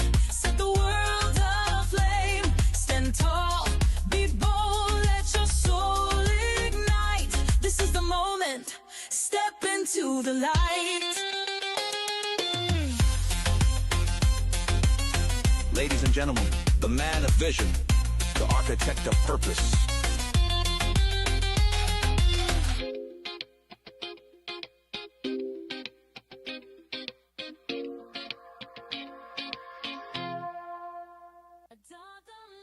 Greetings, friends of the A Collision with Purpose movement.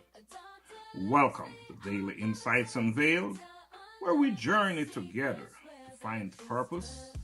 I am Dr. Laxter Stevenson. Test, test, test. Oh, good evening. Or maybe I should say good morning, good afternoon, because somewhere in the world, in a different time zone, someone is listening, someone is watching. You know, coming here tonight, I said to myself, if there was only 5 people here, mission would be accomplished, right? So tonight, as we come together at the Shiloh High School auditorium, we come not just as attendees of an event. We are architects of hope, positivity, and purpose. The A Collision with Purpose Colloquium is more than an initiative. It is a call to action, a mission to ignite change. Each of you here tonight is not merely a witness. You are a builder, a carrier of purpose, and a warrior of hope and positivity. This moment right here, right now, is not just an event. It is a divine appointment. It is a collision of destiny, determination, and purpose. Our presence here tonight is a declaration, a bold statement that we refuse to be shackled by despair, a bold statement that we refuse to cower in fear, a bold statement that we are committed to building a future anchored in hope, fueled by positivity, and guided by purpose. My friends, gratitude is the pillar that holds us together. Gratitude holds us together as a community, as a family, as a people, and especially in times like these. So before I go deeper into my message tonight, let me first express my deepest gratitude to my incredible team members, led by Dr. Donna Thompson, Mrs. Leslie Wilcox, my daughters, Tremaine and Kiana Stevenson, our amazing ambassadors, and of course, my grandchildren, Kanan and Annalise.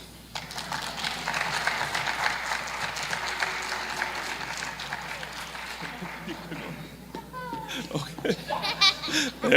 There was a risk asking them to come out here.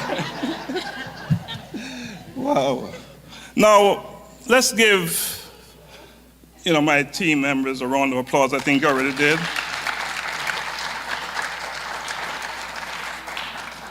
Now I want to speak directly to my team. Your resilience, passion, and unwavering dedication are the heartbeat of this movement. You are the architects, ensuring that this vision stands firm.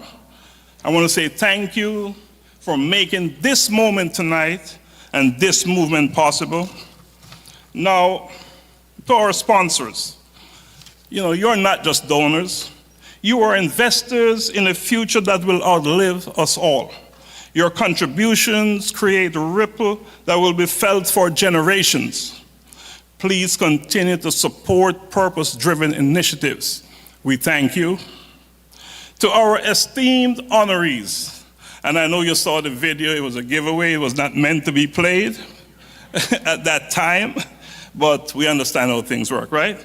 So to our esteemed honorees, your stories of triumph remind us that challenges are stepping stones to greatness.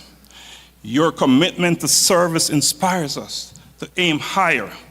Thank you for accepting our invitation to honor you tonight. Let us give a round of applause to our honorees.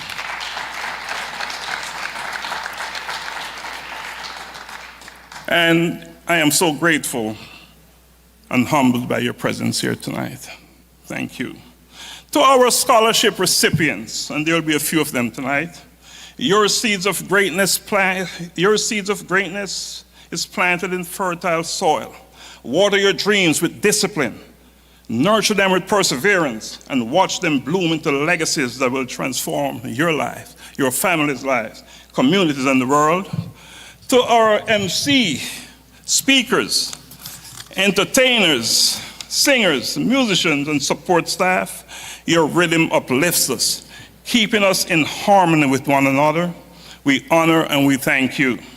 To each of us here tonight, both in person, virtually, you are more than attendees. You are catalysts for change. Your presence signifies a commitment to something greater than yourself. We honor you. My friends, hope, positivity, and purpose are the pillars of transformation. Why do these pillars hold such relevance in our lives? The answer is simply because we're living in a world of uncertainty, a world where many questions our place and purpose, a world where you can show up to your office, secure job, only to find chains on the doors next day. Not because you're unqualified, not because you're underperforming, but because someone with an ideological prejudice deem you unworthy. And now what? My friends, hope, positivity, and purpose are not abstract ideals. They are the very foundation upon which great movements and lasting legacies are built. They are the forces that turn adversity into advantage, pain into progress, and setbacks into success. With hope, positivity, and purpose, we can break chains, rebuild lives, and turn darkness into light. Hope, positivity, and purpose are the forces that we will use to define and shape our future. Let us be real. I want us to be real. Life is not always kind. There are days when the storms seem relentless, when the weight of our burdens feels unbearable, when hope feels like a distant whisper, when positivity seems impossible and our purpose feels lost. But here is the undeniable truth. every great triumph in history began as a battle someone refused to lose. And tonight, we are that someone. We are that someone who refused to lose. We are that someone who refused to lose. My friends, hope is not a luxury. It is a necessity. Hope fuels our resilience. It is the unwavering belief that no matter how dark the night, the dawn will break. Hope allows us to rise after every fall, persist despite obstacles, and envision a future that is greater than our past. Positivity, my friends, is not about ignoring reality. It is about reshaping it. It is not about denial. It is a mindset, a choice to see beyond struggle and embrace possibilities. Positivity is the energy that transforms challenges into opportunities and failures into lessons. Well, we know about purpose. We are a collision with purpose. It is our compass. Without purpose, we drift. With purpose, we build. It is the anchor in the storm, the guiding force that keeps us moving forward, even when the road is tough. Purpose gives our struggles meaning and turns obstacles into stepping stones. Our charter here at A Collision with Purpose is simple. It is a global commitment to unite the world through hope, positivity, and purpose. This movement knows no borders.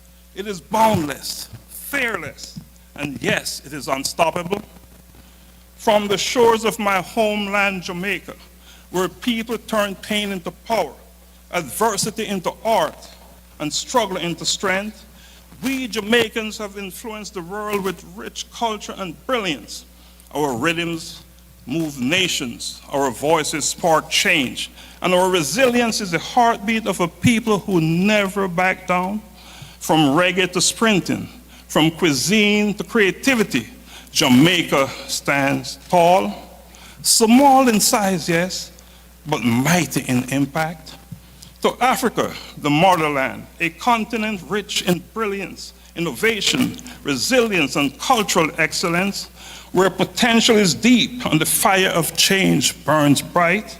We are witness a rising tide in Africa, a surge of technological advancement, entrepreneurship, and social transformation. Young African leaders are stepping forward. Communities are reclaiming their futures, and innovation is driving progress like never before. Africa is no longer a continent waiting for change. It is a continent with leaders creating change and redefining its destiny. And standing between these two worlds is us, you and me. We are the bridge of opportunity. We are the bridge of education. We are the bridge of empowerment. We are not waiting. We are not waiting for the world to change. We are changing it. Through scholarships, we are equipping the next generation of dreamers with knowledge that no one can take away from them. We are changing it through mentorship. We are making ourselves available, lighting the path for those seeking direction. We are changing it through action.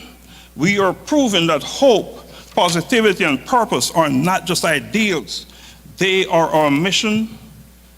Every single day we get up, we face choices. We must make a choice whether we rise or fall. We must make a choice to be paralyzed by fear or propelled by faith. We must make a choice to focus on problems or create solutions. The real difference between those who change the world and those who merely exist within is one thing. It is the decision to act. We act by choosing faith over fear. We act by choosing boldness over hesitation. We act by choosing purpose over passivity. My friends, I ask you to carry the fire forward. Let tonight's colloquium not be an ending. It is a beginning. Let this be the night you become a champion of hope. Let this be the night you commit to being a beacon of positivity. Let this be the night you pledge to live with purpose, walk in your purpose, and use your purpose to make a meaningful difference in the world. And why should you do that? Because the world is watching. Our children are watching.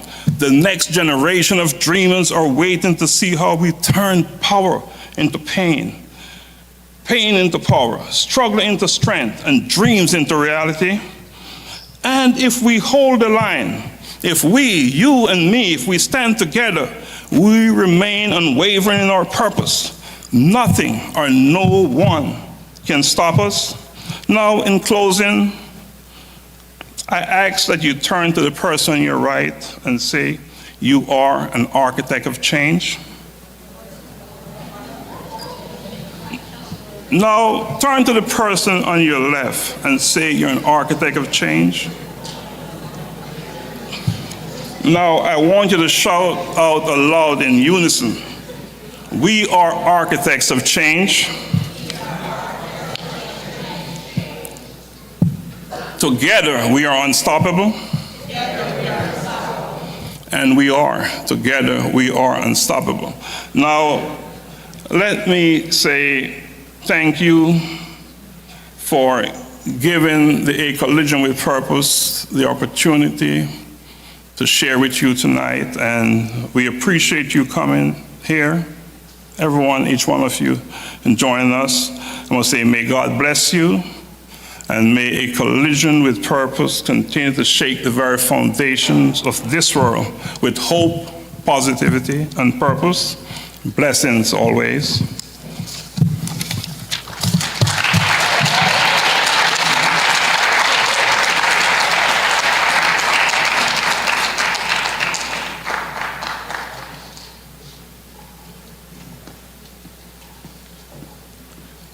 Thank you, Dr. Laxley, for inspiring us. And I have to say that faith over fear is a good thing, right? And then he had two other things. Who can remind me of what they were? It's faith over fear, because I couldn't write that fast. Fear, something over what? Pain over problem, and purpose over? Well, no, we don't rise up. Like dumpling, we're gonna rise up. But purpose over, it was purpose over pain? Okay. Well, I'll get it and we'll revisit it. But we are architects of change. And you can't say that 6 times fast. All right? But it's a good thing to know. We are architects, so we need to go out and make an impact. Put your hands together again for Dr. Laxley Stevenson. And having that, we're going to take a quick break with some music from Mr. Joey West, the saxophone guy. And we're going to hear from him again. Thank you.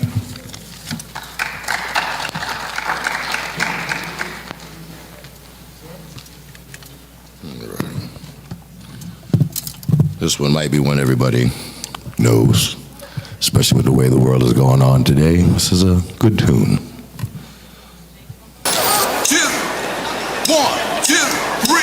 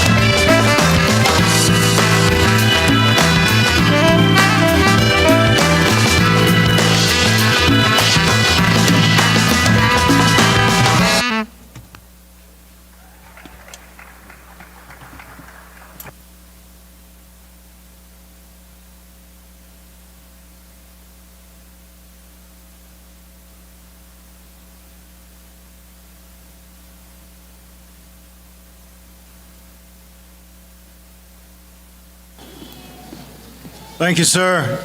Another wonderful piece. I know y'all were jamming, right? Bobbing your head. Everything good? Hang in there. We're almost there. Now we get to do the most wonderful part of the evening, is to honor those who are making an impact and in this world. So we have with us a number of honorees, and they're here, and we will be presenting to them. And we're going to ask the presenters and the honorees to be ready after we show the video.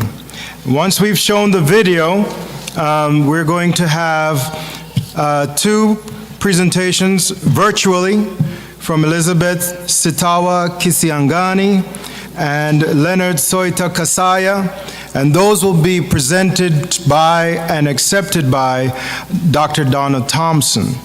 Then we'll have Dr. John Ogulu, who is here, Tiffany Young, Dr. Renee Rogers, and Reverend Dr. Maxine Osborne Foster. In that order, we're going to ask you to get ready to come on up and accept your awards. So at this time, we're going to watch a video. I think we kind of got a prelim of it before, and of all the honorees that are here who have been making an impact in our community. Could you go ahead and play the video? Thank you.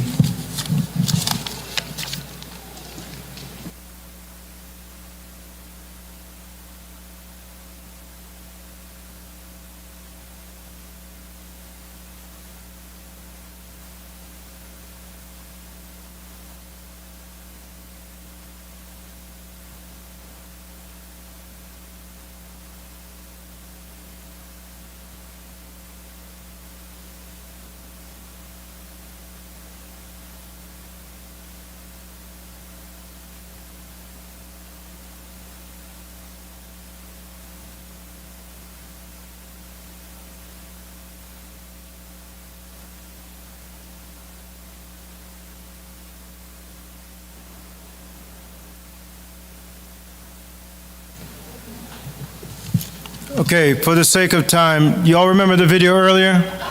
Y'all saw everybody? I don't think we need to play it again, right? But it was a nice song, wasn't it?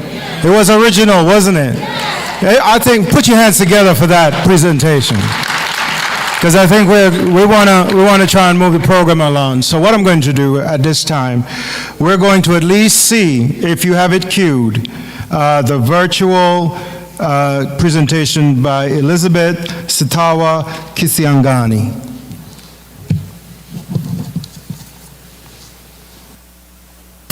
Greetings, friends of Collision with Purpose Movement. I am Elizabeth Sitawa Kisiangani from Kitale, Kenya, the face behind the Elizabeth Sitawa Cancer Community-Based Organization. I am fighting cancer and I am on active treatment. Elizabeth is a mother of two, Frederick Kinyanjui and Vanessa Mudhoni. She is also a teacher by profession. I am deeply honored to accept the A Collision with Purpose Keystone Award for Bravery.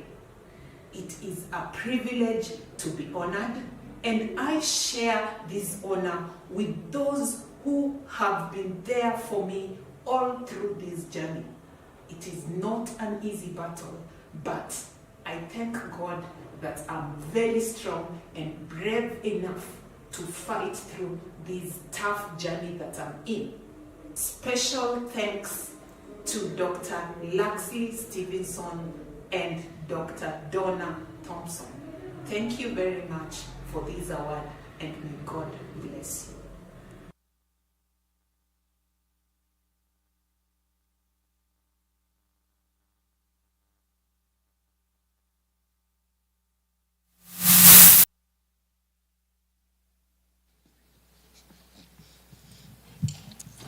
This is for you, Elizabeth. Okay. All right. Okay, so on behalf of Elizabeth Sitawa Kisiangani, I am, oh, dear, I need a microphone before I start speaking. Test 1, 2, 1, 2. Okay, yeah, good, right? Okay. Okay, so on behalf of Elizabeth Satawa Kisiangani, I am accepting her award. As her video states, she is a cancer fighter. Her intention was to be here for this event, but unfortunately she was not able to make it. So I'm honored to accept this for her. Thank you.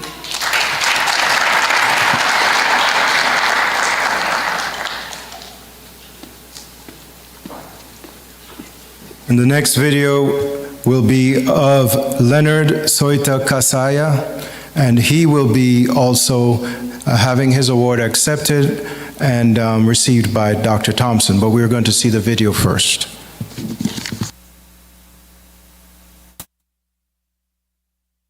I'm Honorable Leonard Soita Kasaya, currently working as Chief of Staff to His Excellency the Governor of the great county of Vihiga.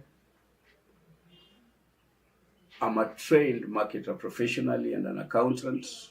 I have a bachelor's in marketing management and master's in strategic management. I have a career that's spanning 20 years ago, where I worked as a market researcher, I worked as a banker, I worked as a regional manager with Coca-Cola. Later on, I joined politics as elected member of County Assembly, where I also worked as a deputy speaker in the great county of Kakamega, after which I joined my current job, where I served a lot of humanity and gathered a lot of experience in my work. I want to take this opportunity to accept the award of Coalition with Purpose Community Keystone Award for the service to humanity, a recognition that I'm getting from this great organization of Coalition with Purpose. And I want to appreciate Dr. Laxley Stevenson for having chosen me among many people across the world because of the work that we are doing to serve humanity. As a founder member and as a chair of the Elizabeth Sitawa Cancer CBO in Africa, in Kenya, we have done quite a lot and we are trying to do a lot, but we have not reached where we want to go because of capacity in serving cancer fighters, sufferers, families of cancer survivors, and people who have lost their loved ones through cancer. It's a very long journey. It's traumatizing. It has stigma, but we are much determined and we want to see how we are going to make this family feel like they are part and parcel of our society. Cancer, we have to accept, is one of the fastest killer at the moment in the world. It's competing with malaria, it's competing with any other fastest killer. And looking at our situation in Africa, in Kenya, in the western region of Kenya, we are very vulnerable. And we really need a lot of support. We really need a lot of initiatives, and we really need to come together so that we fight together these initiatives.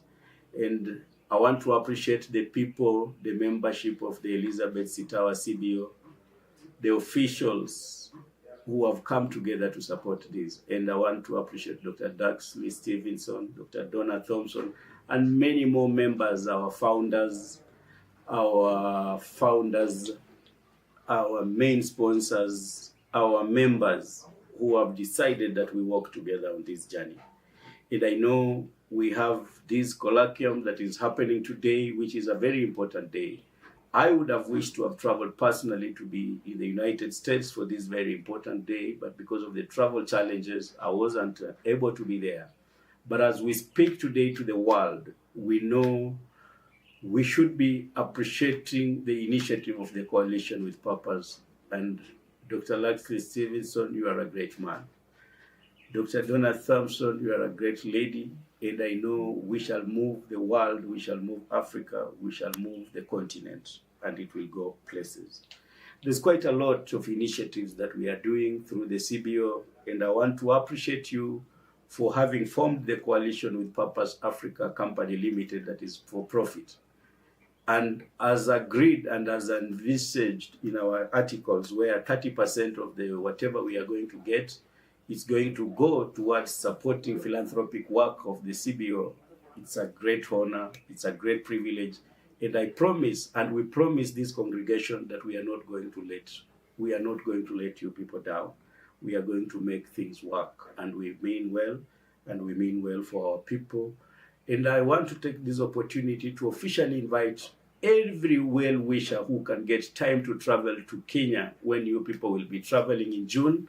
There'll be a lot of activity, a lot of collaborations with the county governments of Vihiga, county government of Kakamega, county government of Trans Nzoia, where we are going to discuss a lot of issues in terms of partnerships and building relationships, future memorandums on how we are going to engage as governments. And I know in Vihiga we shall be having activities of climate change, where we have got an activity of planting trees on the Maragoli forest. We are going to have the WASH programs, where we have agreed with the Coalition with Purpose on how we are going to support the county governments through governors to support at least each project in the counties that we shall be visiting, to put at least a sanitation facility for each of the 3 counties that we shall be visiting.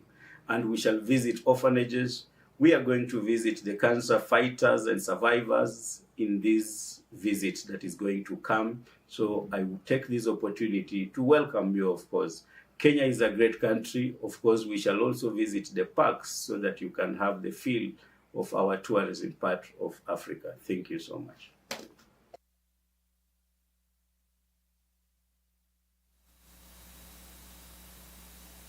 All right, so on behalf of Honorable Leonard Sitawa Kasaya, I would like to accept his award. He's not here with us, but you heard his speech, so he wanted to be here, so thank you all.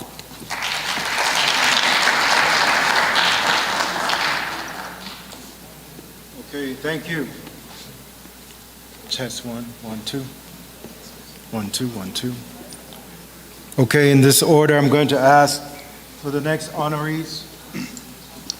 Next honorees, if they would come up in order. Dr. John Ughulu, is going to do an introductory video, and he would be presented by Mr. Martin Thompson. After that, we'll have Tiffany Young being presented the award by Dr. Andrea McIntosh, and then Dr. Renee Rogers presented by Mr. John Rogers, in that order, and then Reverend Dr. Maxine Osborne Foster, who will be presented by Dr. Cecilia Lynch Mitchell. So at this time, we'll see a quick introductory video for Dr. John Ughulu, and he would be presented by Mr. Martin Thompson. Meet Dr. John Ughulu, best-selling author, dynamic public speaker, award-winning leader, and strategist based in Atlanta. He's the visionary founder and president of the John Ughulu Foundation and Mainseed Christian University, both dedicated to empowering lives globally. As the captivating host of the Morale Booster podcast, he delivers powerful insights on leadership and personal growth. A prolific author, Dr. Ughulu has written transformative books like The Morale Booster, The 7 Ps of an Entrepreneur, Leadership Principles Unleashed, and Time Management for Leaders. His thought leadership has been featured on Fox, CBS, NBC, US Times, and more.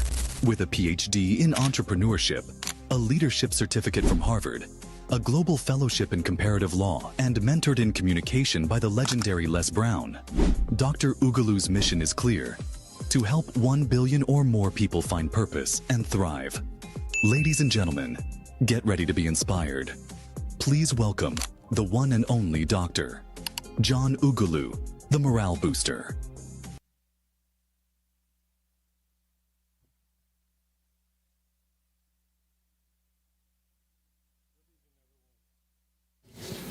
On behalf of a Collision with Purpose, I would like to present you with the Dr. John Ughulu with the Community Keystone Award for your service to humanity.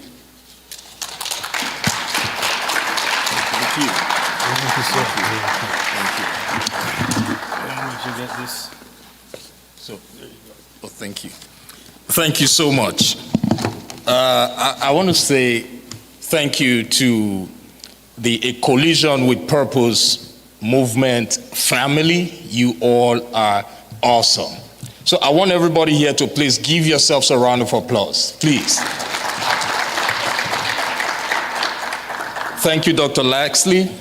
You are doing an amazing work. Words cannot even express how much I feel, how much joy that I feel right now seeing everybody here. But I just want to reassure everybody present here that you all have greatness within you. You are all here today because you've been blessed with the gift of life. So if you are happy to be alive this moment, everybody here, if you are happy to be alive, I want you to say, I am blessed. I am blessed. You know, so many people went to bed last night having plans for today. Unfortunately, some couldn't see daylight. But you all are here today because you are blessed with the gift of life.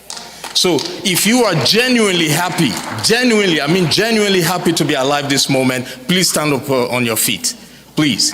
If you are genuinely, only those who are genuinely happy to be alive, stand up on your feet. Yeah, place your hand on your chest. Place your hand on your chest and repeat this after me. Say, I am blessed. Give yourselves a big round of applause. Clap as if the number of times you clap are the number of years you would live here on earth. Keep clapping, ladies and gentlemen. Clap for yourselves. Thank you so much. Thank you. God bless you all. Thank you.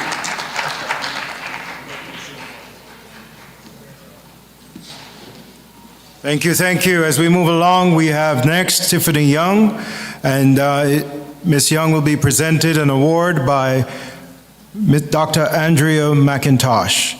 And if Dr. Renee Rogers and Mr. John Rogers are ready to go, right behind them. So we should, for Tiffany Young.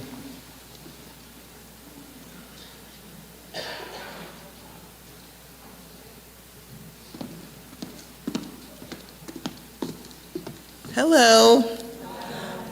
On behalf of A Collision with Purpose, I present you the Community Keystone Award for your service to humanity, Ms. Tiffany.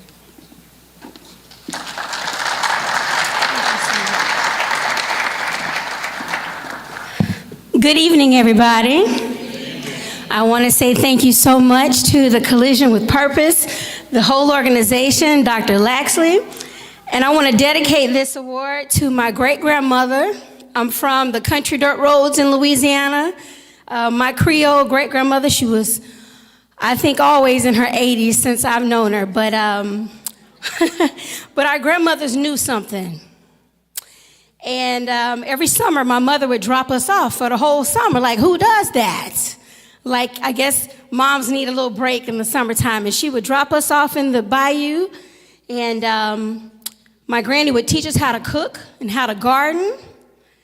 And she had chickens, and we always had eggs. I wish we would have still had those chickens, because eggs are expensive.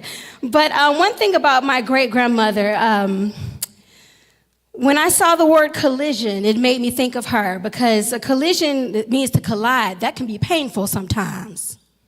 And she would always teach me lessons that I thought were painful when I was a kid, but we needed them for now. I remember sitting at the dinner table, and there was a rule: you don't get up until you eat everything on your plate. And sometimes as a little girl, I would just sit there and I'm gonna wait it out. I could sit here all night. And I guess she got tired of me sitting there one night, and she looked at the plate and she said, "Eat that meat." Now, you would think that, grandparents want you to eat vegetables. I've already ate the sweet potatoes. I've, pulled the skin off the chicken. I've eaten what I wanted to. But she said, finish that meat. And I never understood why she chose the meat.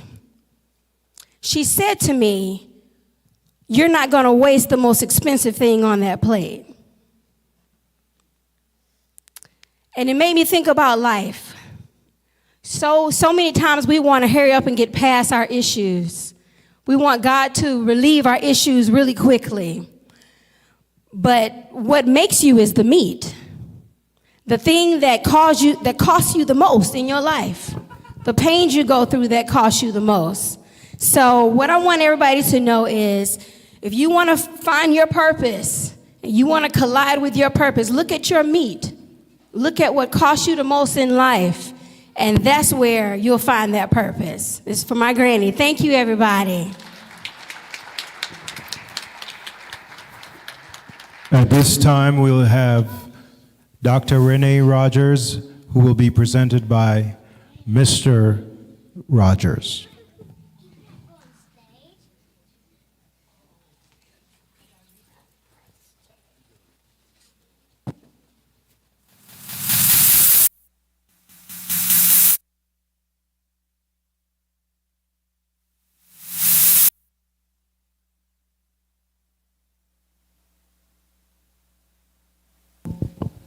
Check. Okay. Dr. Renee Rogers is a dedicated wife and mother of 6, proudly owns Resources by Renee, a nonprofit organization that embodies her passion for uplifting others in her community. She has earned her master's degree in education, leadership, and was awarded an honorary doctorate degree.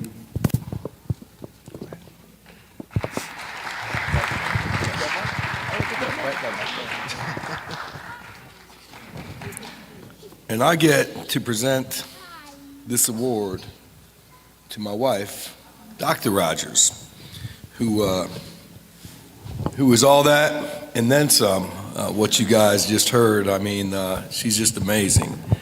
But on behalf of Collision with a Purpose and the esteemed Dr. Stevenson, I just want to present this Community Keystone Award to my beautiful wife for her services to humanity.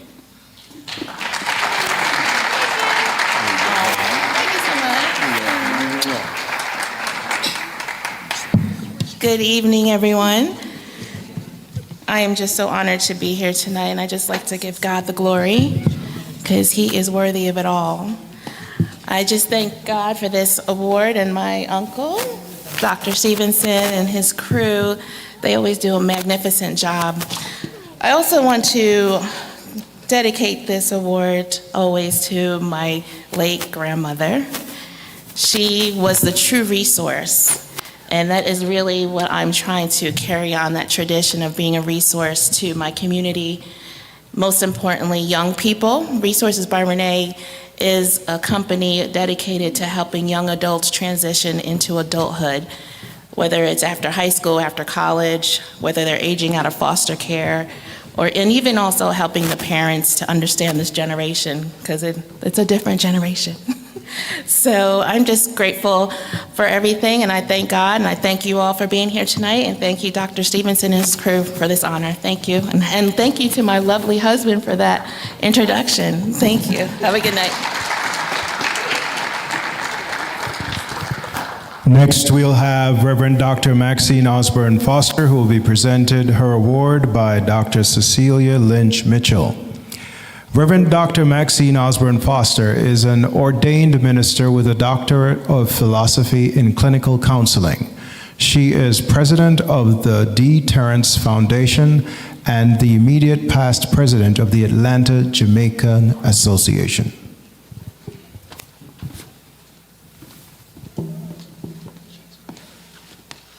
Hello, good evening, everyone. On behalf of A Collision with Purpose, I would like to present Reverend Dr. Maxine Foster with the Community Keystone Award for your service to humanity. Thank you for all you do.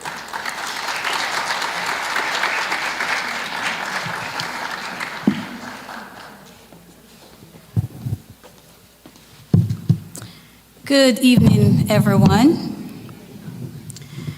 I'm truly humbled to receive this honor tonight. I thank Dr. Laxley for considering us. Thank him and his team for their tireless efforts and all the giving back they're doing to communities, not just here or in Jamaica, but worldwide. Thankful that in our lifetime we can be recognized and celebrated for the work that we do in our community. We give of ourselves, we give of our time, we give of our resources, And there's nothing short of just giving, at least where I'm concerned, giving back. And so, Dr. Laxley had asked me to maybe talk a little bit to maybe those who are getting a scholarship, and I wanted to share a little bit about my education journey. But I think you're gonna have to maybe tune into the Facebook page and we'll have a conversation about that, because the journey is not short. And, but it's a journey that I'm very proud of, and I'm just going to take a minute to say something about that.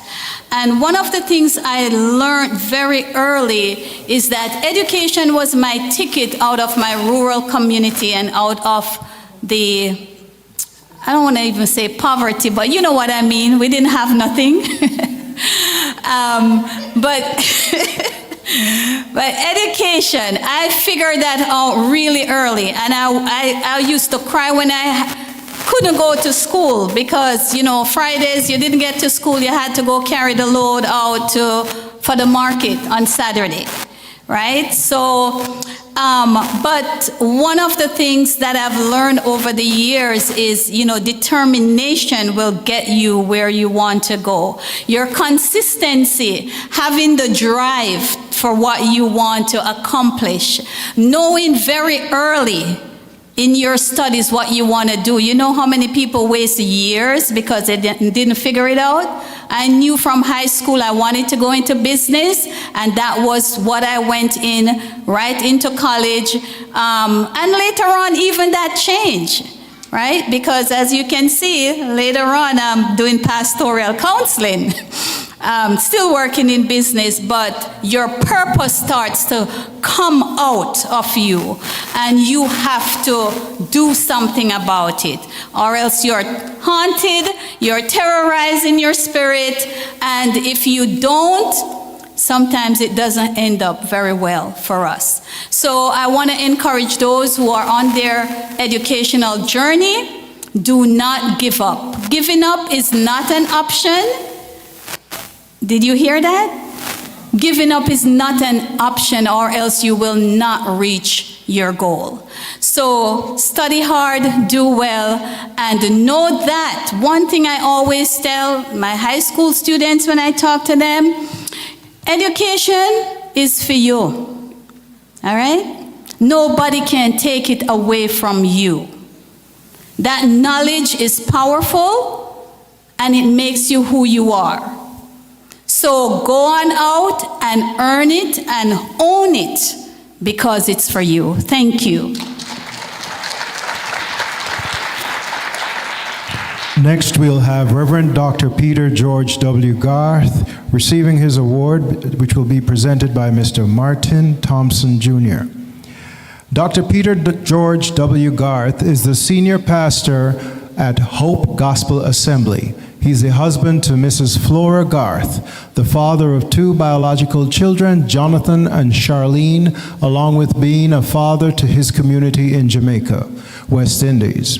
He was appointed to serve on the National Council in Education and the National Council on Drug Abuse. Dr. Garth is currently a Justice of the Peace for St. Andrew and a lay magistrate.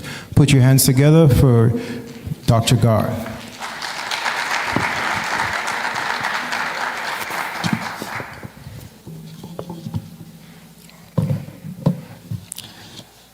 On behalf of Collision with Purpose, I present Dr. Peter George W. Garth with the Community Keystone Award for your service to humanity.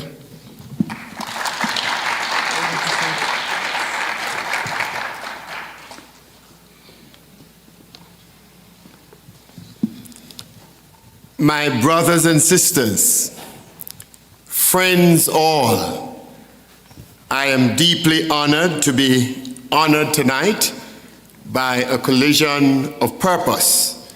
As you just heard, I'm the senior pastor at Hope Gospel Assembly in Kingston, Jamaica.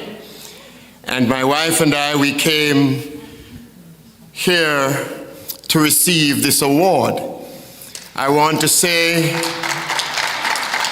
that For over 30 years, we have been assisting children, the poor and dispossessed children, in areas in Jamaica such as Angola, Standpipe, Back Bush, Tivoli Gardens, No Man's Land, and other places. And those names say it all. And we have been helping so many kids, thousands of children over the years, presenting to them scholarships if they can get an average of 80%. We started out at 70 and we have moved it to 80 because they are doing very well. And right now, we are in the process, because we believe that faith in God can move mountains, and we are in the process of now building a two-story building costing Jamaican $75 million, which is only 500,000 US dollars. And we have reached about 43 million Jamaican dollars. And we're trusting God, because faith is one step beyond reason. I would like to thank Doctors Stevenson and Thompson for their vision. Vision begets ventures. And as I go, I want to say to Doctors Stevenson and Thompson that the greatness in being great is to make others great. And the blessedness in being blessed is to bless others. And we believe that education is the power of the powerless. God bless you. And thank you once again.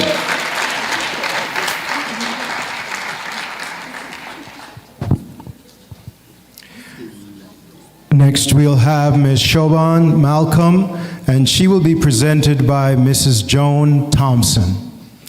Ms. Siobhan is the founder of Labor of Love Youth Development Foundation Incorporated, a recognized 501c3 nonprofit organization that aims to promote diversity and inclusivity in STEM education and careers.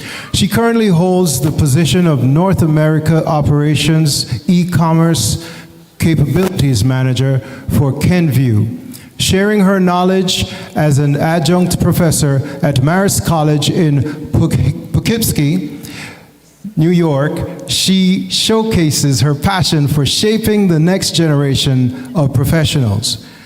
She will be now presented her award by Mrs. Joan Thompson.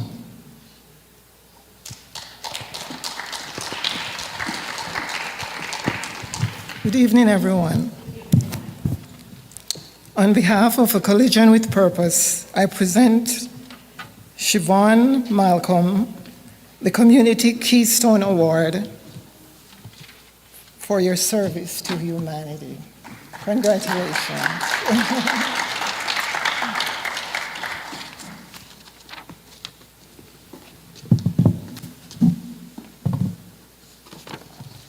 Good evening, everyone. I'm incredibly honored and humbled to be recognized tonight by A Collision with Purpose. I want to extend my deepest gratitude to Dr. Loxley Stevenson and the entire team for this meaningful acknowledgement. At Labor of Love Youth Development Foundation Incorporated, our mission is to increase the representation in STEM by providing access to quality enrichment programming, mentorship, and scholarships to Black and African American students. We believe that every young mind deserves the opportunity to explore their full potential, unencumbered by economic barriers or systemic limitations. Through our College Prep 101 program, Labor of Love STEM Scholars Program, and Diversity, Equity, and Inclusion Scholarship, we are not just preparing students for college, we are equipping them with the tools to thrive in their careers and become the next generation of STEM leaders. This recognition is not just about me. It's about the students who have found hope through our programs, the families who now see a clearer path to higher education, and the mentors and partners who make our mission possible. Labor of Love is a collective effort. I am grateful to be surrounded by a community that believes in the power of education, access, and opportunity. Tonight is a celebration of purpose, and I'm reminded that when we uplift others, we create a ripple effect that transcends generations. Thank you again for this honor, and I look forward to continuing this journey of impact, empowerment, and transformation.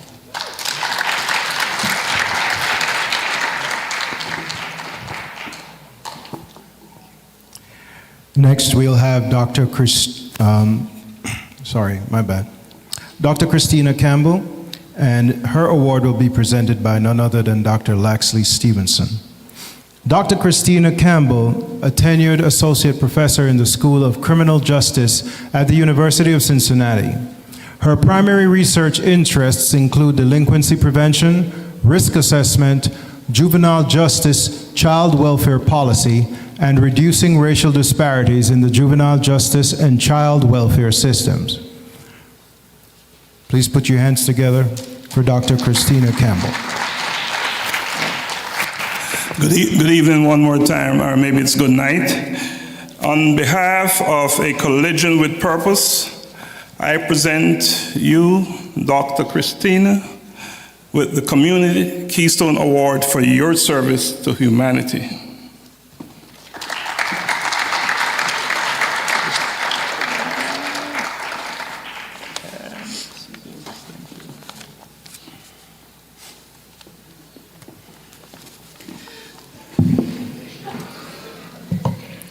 Hello, everyone.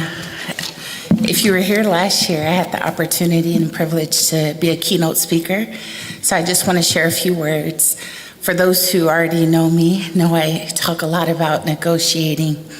And so I wanted to share a little bit about what I believe we all have. I believe everyone has superpowers. And I was reflecting on one of my superpowers, and I believe one of my superpowers is being able to make very difficult or complicated things simple. And so I just wanted to share sort of my process in thinking about how I've been sort of reflecting on the superpower. And so as a professor, researcher, author, entrepreneur, and even a negotiation coach, I've learned that people learn best when information is broken down in very clear, simple, and digestible ways. And I believe true learning happens when we can begin to take very complex concepts and making them extremely accessible. And for some who know me, know my process to gaining a doctorate. It was a 13 years of schooling. So from college, graduate school, postdoc, it was a 13-year process for me. And I had never received any formal training on how to negotiate, but I knew that one of the most important conversations I was going to have once I graduated was negotiating my salary. And unfortunately, when you look at the resources that are available for you, you commonly find two things. The first thing you find are like extremely dense books on negotiating that are like 200 plus pages. The other thing you find is a lot of information about negotiating with people or from people who have a background in hostage negotiating.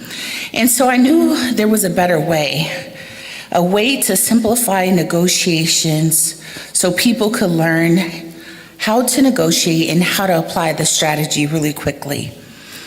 In the process of me trying to brainstorm solutions on learning how to negotiate and being able to teach it with others, I was reminded of a personal experience I had with reading the Bible. Now, I believe that the Bible is probably one of the most complicated texts, especially when you get in the Old Testament where so-and-so begat so-and-so. And so before I embarked on the journey of trying to read the entire Bible, I decided to buy a children's Bible. And it was a version that was very simplified. It had pictures, but it allowed me to grasp the stories so that when I actually read the Bible, it would be more clear and concise. And so this was an inspiration behind a book that I published called The ABCs of Negotiating. I had published a children's book that was inspired by children's books, but it was actually for adults to teach negotiating, making it simple, engaging, and setting it up so that individuals could read the book over a cup of coffee and be able to apply the strategies right away. I wanted to make negotiations simple. I wanted people to be able to understand how to negotiate very quickly and not get overwhelmed by the resources that were available online. And so after publishing the book, I was met with a whole lot of doubt. Would people be insulted that I made a children's book for adults? Would they take it seriously? Would they find it too simple? Would it even be respected, especially in my professional career? Writing the ABCs of Negotiating was a book that was unlike anything I had ever written. It was nothing like the academic research articles and books and dissertations that I had written before. But this book looked different, and it was really a different experience for me because the work was so unusual. But I even questioned whether writing something so easy meant if I was even taking the easy way out. Then I began to get feedback from professionals about this text that I wrote. A professional said that they were able to negotiate $10,000 more in their base salary. I had met someone who had a dream of creating a luxury transportation company, and they felt that it was a huge game changer for them to be able to understand and communicate their value. And so I began to recognize that while this tool is very simple, it was beginning to transform conversations in the lives of others. I'm sharing this to say that sometimes we overlook our own superpowers because we might be doing something that comes completely natural to us. We assume that if something is very easy for us, it must not be important, but the opposite is quite true. The very thing that we do with ease is often the thing that we're destined to do. It has the capacity to transfer lives. So I want us to really think about this. We often seek deep, complicated answers when we're in this process of trying to discover our purpose. But sometimes the simple answer is that we need to acknowledge our superpower, own and respect it, and begin to leverage it. It's through embracing and using our own natural gifts, things that may come easy for us, that will allow us to truly live in our purpose and live on purpose. Thanks so much for this award, and it's great to see those again who I saw last year.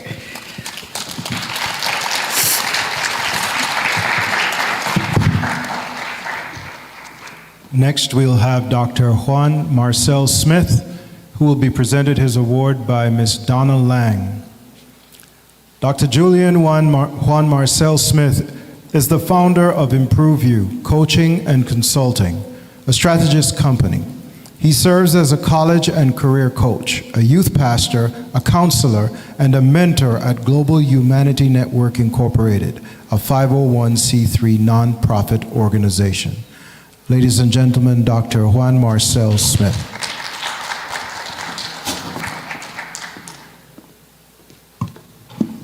Good night, everyone. On behalf of A Collision with Purpose, I present you with the Community Keystone Award for your service to humanity.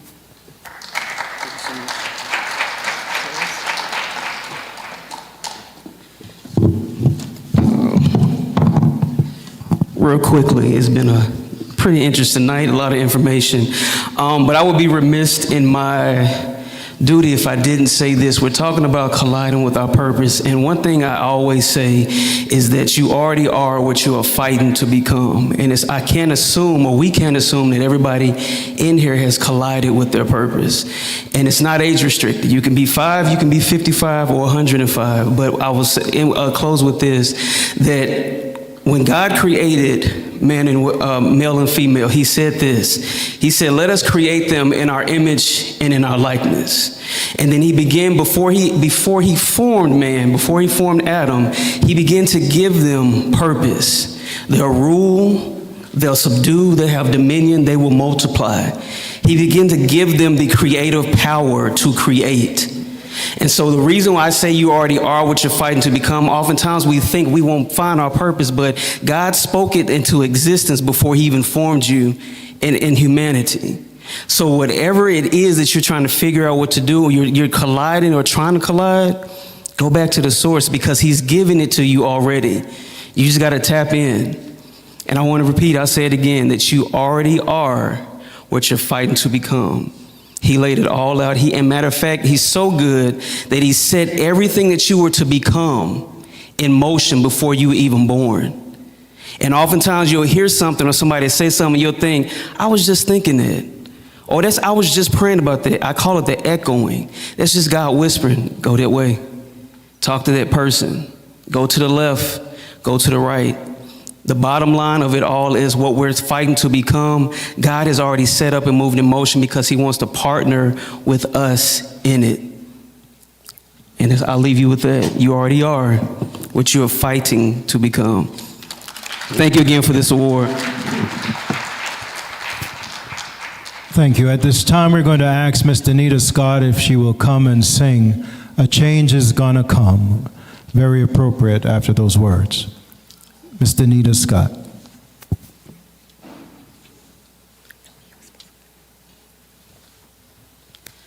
I was born by the river in a little tent. Oh, just like the river I've been running ever since. It's been a long time coming, but I know a change is gonna come. Oh, yes, it will. It's been too hard living, and I'm afraid to die. I don't know what's up there beyond the sky. It's been a long time coming, but I know a change is gonna come. Oh, yes, it will. And I go to my brother, and I said, brother, help me please. But he winds up knocking me back down on my knees. Whoa, whoa, whoa, it's been times that I thought that I couldn't last too long. But then I see I was able to carry on.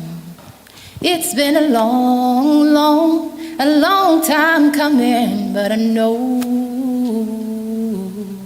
a change is gonna come. Oh, yes, it will. Thank you. Thank you so much.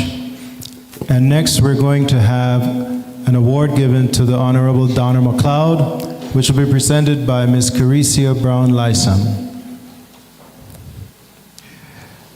The Honorable Donna McLeod is a chemical engineer. She is the president and CEO of EnviroQual LLC, a quality assurance regulatory consulting company.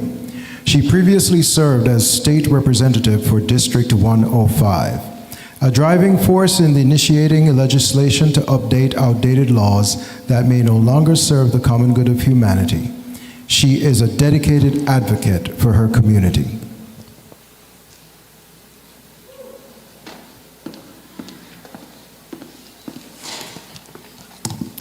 Good evening, everyone. On behalf of A Collision with Purpose, I present you with the Community Keystone Award for your service to humanity. Thank you so much.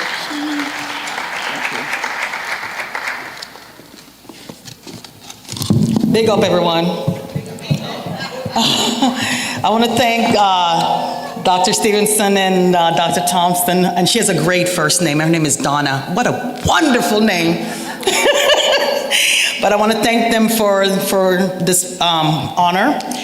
And my journey here today was a little bit chaotic. I got a call from my dad's security system in Florida that he had a medical emergency. And then at the same time, I had a call come in from a friend of mine whose mom was very ill, and she passed today too. So I had to take a little bit of a chill down, but I'm honored to be here.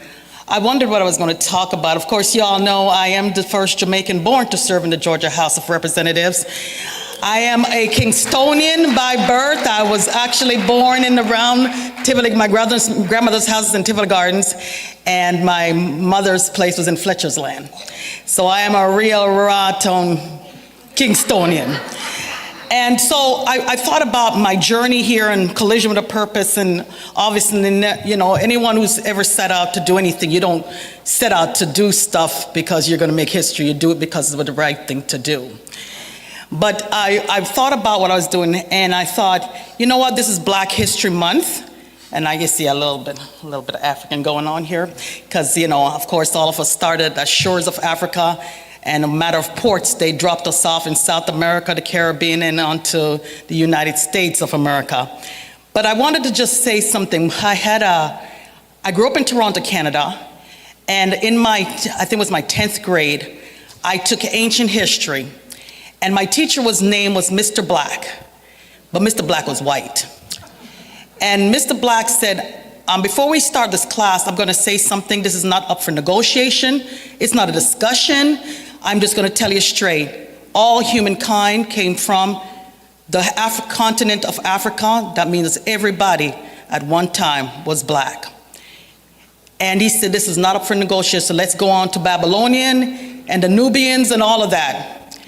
And I wondered, I said this because I think it's important for us, especially under these times, where people are trying to tell us who we are. You should never let anyone tell you who you are. You always define yourself. Ask anyone who's ever been a part of my campaign and who is my friend. They know that I will not allow anyone to define me. I will always define myself. And that is important for us to understand, especially of people that are originally from the continent of Africa. And those of us that are Jamaicans, we're pretty proud of that too. But I want people to really understand just how impactful we have been to society and the world at large. Without us, there would be no humanity. And I want to dedicate my award to the 92% of black women, not because we're a monolith, but because we've always put our humanity, our community, and our families first. So for that, I thank all the black women. And I want us to always remember that we do stand on the shoulders of giants.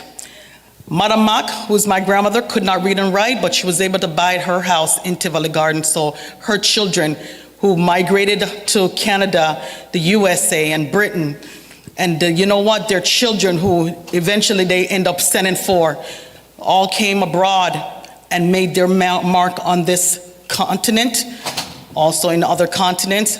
But I just want us to remember, there's one thing I do want people, the young lady was talking about making things clear. Do not get caught up in just the word politics. Politics is the process in this country in which you elect someone to be your voice at the table. The bigger part is governing. And now a lot of people are realizing they DEI too. Thank you very much.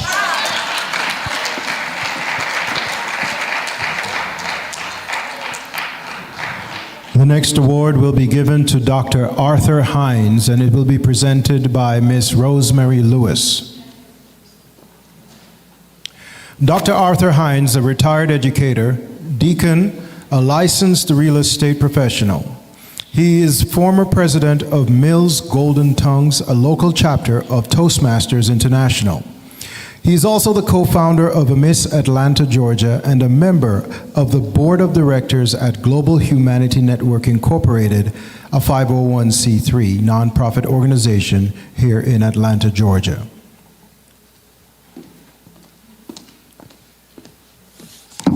Good evening, everyone. On behalf of A Collision with Purpose, I present you the Community Keystone Award for your service to humanity.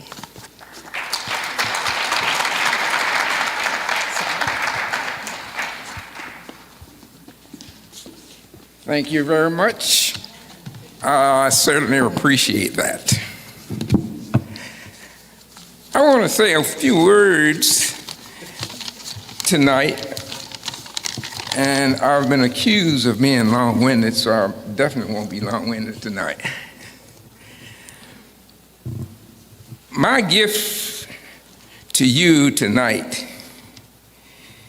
is going to be a very brief but impactful gift. My gift actually comes from the Bible, and it comes in the form of a prayer, a very brief prayer. It's a one-sentence prayer, as a matter of fact, but it has 4 parts. Those 4 parts are actually hiding out in one of the least read books in the Bible. It's hiding out in 1 Chronicles. 1 Chronicles, as you know, is one of those books where you got 1,000 years worth of begetting coming from Joshua. 1,000 years down the road, it tells you who begot whom. But tucked away in that small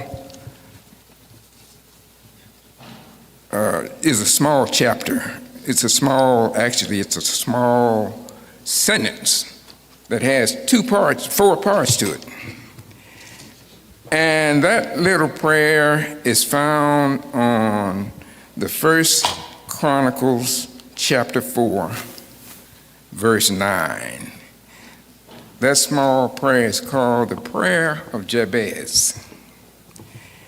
The Prayer of Jabez is something that I would give to you tonight and challenge you to find it, read it, live by it, pray it every day. Because to me, that's one of the most powerful prayers in the Bible. It says, "Oh, that you will bless me indeed and enlarge my territory, that your hand may be with me, and that you will keep me from evil, that I may not cause pain." That's a powerful, powerful prayer. I challenge you to read it every day. That's my gift to you. The prayer is very simple, it's very powerful, and it can do some wonderful things. So it helps you to live beyond your limits. And I think we can all benefit from being able to live beyond our limits in the power of God. Now, I'm going to dedicate this award to my grandmother. My grandmother lived to be over 103, almost 104 years old. And the reason I have so much respect for her is that she knew the Bible. She knew the Bible almost better than a lot of ministers, but she couldn't read. So it just always amazed me, and it inspired me to not just go by what I know or what I read. It inspired me to learn who the Holy Spirit is. And I use that even today. When Dr. Stevenson, who I worked with for over 2 decades, he asked me to give a very brief, he knows me. But after he told me that, I decided I'd write out something. You know, Dr. Stevenson and I are Toastmasters. We are both fellow Toastmasters, and we know how that works. We always have to be on our P's and Q's for speaking too long. So I just decided I'd write out something on my own. But then it was curious, very curious. Late this evening, the Holy Spirit spoke to me And he said, no, put that away. So I had to put it aside. And he gave me, he used to tell my people to pray the prayer of Jabez, and that should be sufficient. Thank you very much.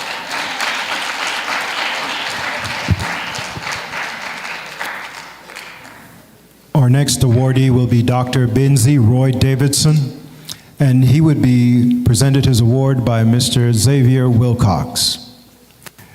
Dr. Benzie Roy Davidson is the CEO of Uni Healthcare Incorporated. It's located in Stevenson Ranch, California. He has over 35 years of experience in the medical and nonprofit space. In 2021, Dr. Davidson was inducted into the prestigious Marquis Who's Biographical Who's Who, the Marquis Who's Who Biographical Registry. He's a member of the Board of Directors at Global Humanity Network Incorporated, a 501c3 nonprofit organization. Please put your hands together for Dr. Benzie Roy Davidson. On behalf of Collision with Purpose, I present to you with the Community Keystone Award for your service to humanity.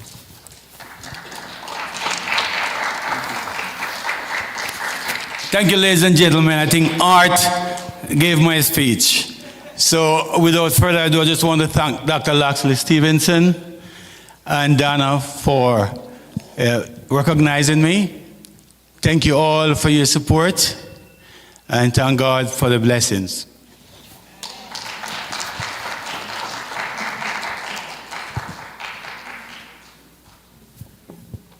Our next awardee will be Miss Tamara Gammon, and her award will be presented to her by Mrs. Sharon Thompson. Ms. Tamara Gammon, an internationally renowned artist, the CEO of Three Dreams Designs LLC, was born in Jamaica. She is a self-taught, multidisciplinary artist whose work is characterized by vibrant colors and explores themes of women and abstract expressionism. Ms. Gammon draws inspiration from her Caribbean roots. Her works are rendered in watercolors, oil, acrylic, pastels, and ink on canvas. Ladies and gentlemen, Ms. Tamara Gammon.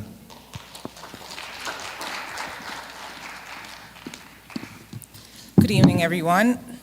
On behalf of the Collision with Purpose, I present to you with the Community Keystone Award for your service to humanity.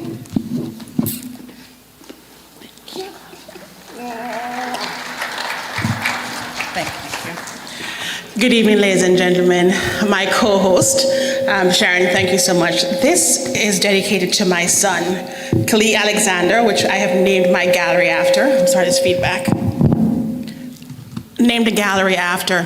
When we talk about making history, as Black women, we represent 1% as a gallerist. So they're 1% of all the gallerists in the entire world are Black women. So I salute as I create history today. Thank you. My son, Khalid Alexander, came into this world at 2 pounds, 3 ounces, born 6 months during my pregnancy. And when we talk about Collision with Purpose, we knew that he was destined for greatness. Though he has cerebral palsy, is hearing impaired, and has chronic lung disease, he is a fighter. And he lived when they said he would not live more than 2 days, more than 2 weeks. And if he did live to see 2 years, he'd never walk, he'd never talk.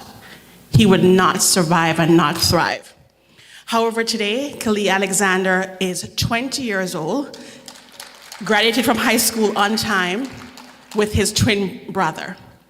And when we continue to look at things from the lens of hope, heights of great men reached and kept were not attained by sudden flight. And they, while their companions slept, were toiling upwards through the night. One of the things I think about when I work in a community with maternal health is how important it is for us to listen to that voice inside of us as mothers. As women, we are sometimes subject to people not listening and not understanding and not caring for us, because as we care for others. So today I implore you to listen to that voice inside of you. With Sharon, we've been able to communicate on our podcast with Speak Harmony, and we talk about the disadvantage of being women here, especially in Gwinnett County, as we talk about the displacement, the unhoused women, the women who are being sex trafficked. We have to be vigilant in what we do and do it with a purpose. So as I go out into the community, I not only paint what is going on, and as an artist and a designer, I use it as my voice. And I try and implore our community to look out for each other.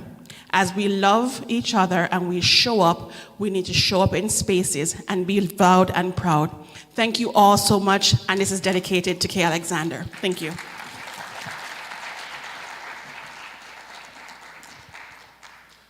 Our next award will be presented to the Honorable Judge Jewel Scott, and this will be presented by Ms. Tremaine Stevenson.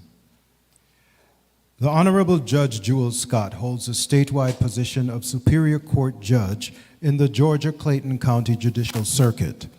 During her tenure as District Attorney, Judge Scott implemented the first deferred prosecution program in Clayton County. The program allowed nonviolent offenders to complete a program aimed at rehabilitation and empowerment. Ladies and gentlemen, the Honorable Judge Jewel Scott.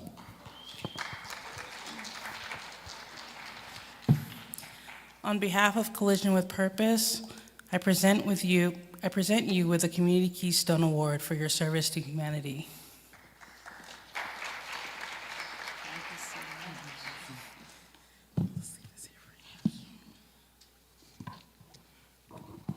Good evening, everyone. It's such a privilege to be with so many friends this evening, and I thank Dr. Stevenson and Dr. Thompson and Collision with Purpose for this award. How grateful I am and truly humbled to receive this award and the recognition that it brings. I had amazing parents, the late Reverend Seymour Hanson and his partner in ministry, Lurleen Hanson, my mom, who taught my wonderful siblings, and I'm so privileged this evening to have my sister Flora with me and my brother-in-law, who was one of the honorees, Reverend Dr. Peter Garth, and I will say that I could take a leaf out of his book because he is an incredibly compassionate and selfless servant of God, serving those in Jamaica, and has always been a rock of support for me. But my parents taught us what it is to serve God first, and then the community, particularly those who are underserved.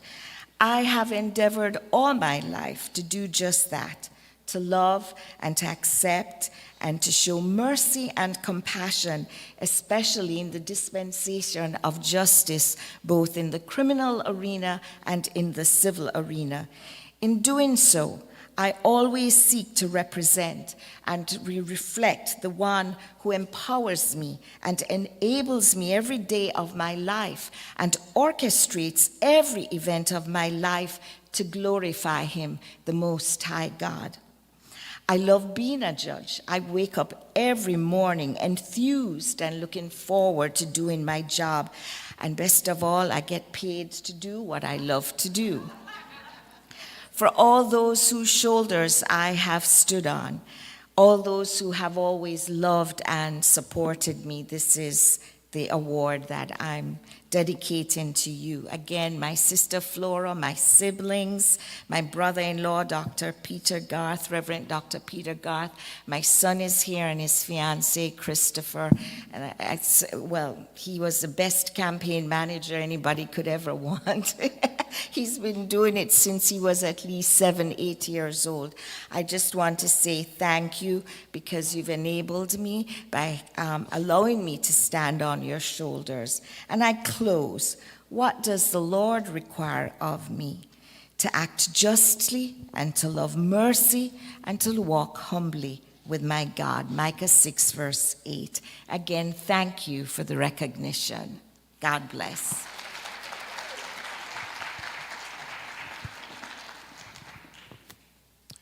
Our next awardee will be Mrs. Erica Etienne, and her award will be presented to her by Mrs. Lynn Braxton.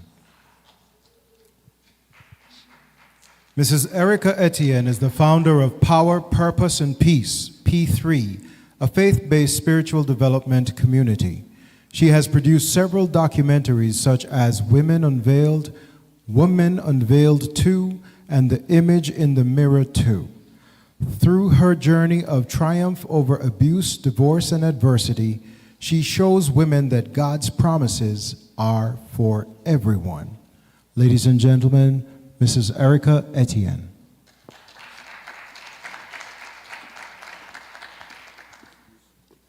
Good evening, everyone. On behalf of A Collision with Purpose, I present you with the Community Keystone Award to your service to humanity to my beautiful daughter, Erica Etienne.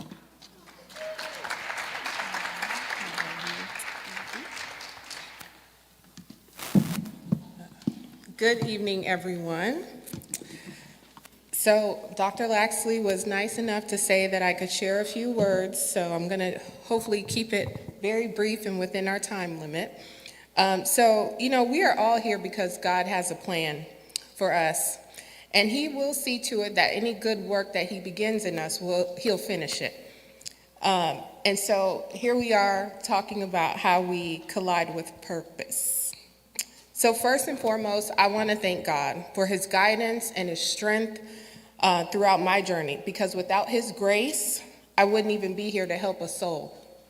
I dedicate this award to my husband, who couldn't be here, and my 4 daughters, who I pray every day to be a good example to.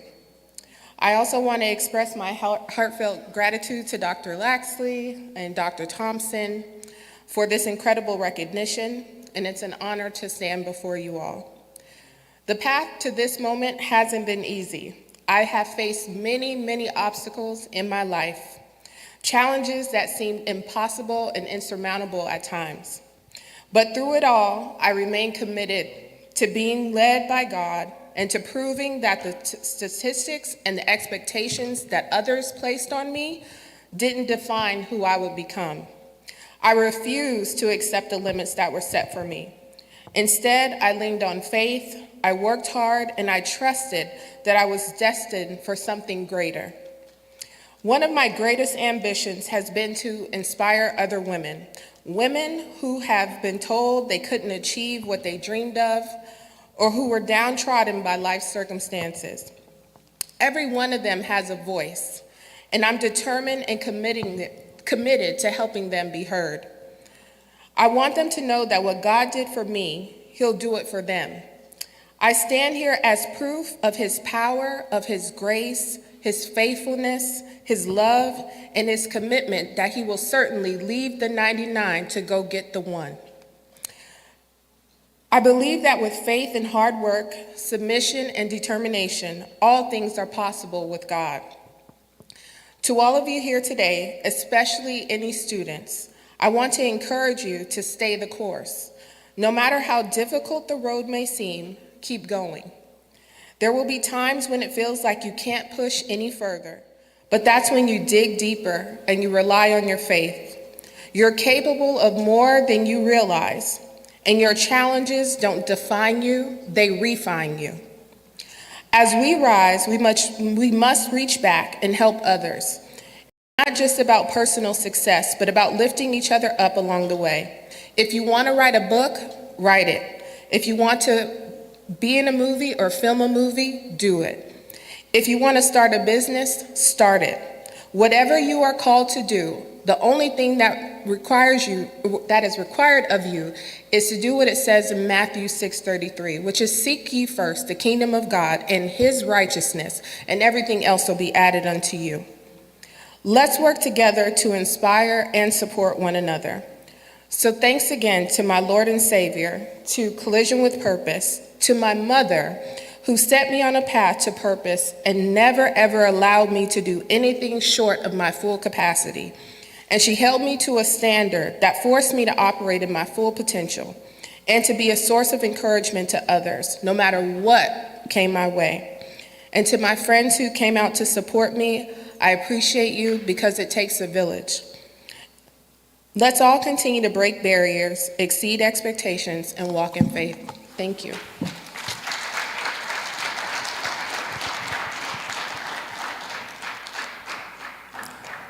Our final awardee of the evening is Mrs. Barbara D.L. Dunn, and her award will be presented to her by Ms. Leslie Wilcox and Mr. Daniel Laird.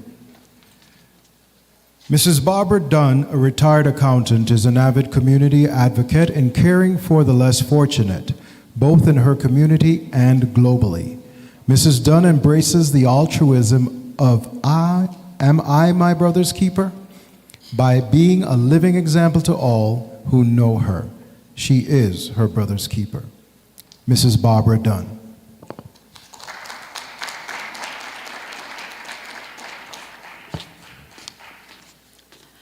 On behalf of A Collision with Purpose, I am honored to present you with the Community Keystone Award for a lifetime service to humanity. Give me another award.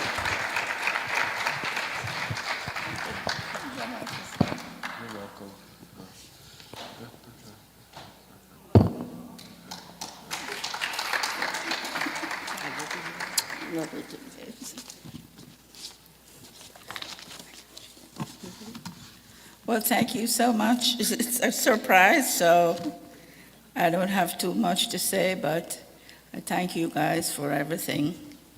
Thank you.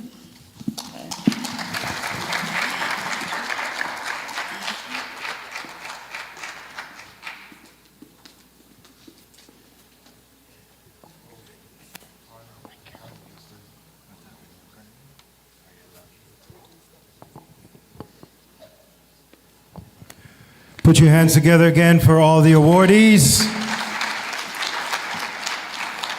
And put your hands together for yourselves, because that was pretty good. You know, look at the person beside you and say, we made it through the awardees. Now we have some scholarships to give away, okay? And they're going to be presented by Dr. Laxley Stevenson and a few donors. Dr. Lax, you ready? Yes, sir. Come on board and let's give these scholarships away. This is what it's all about.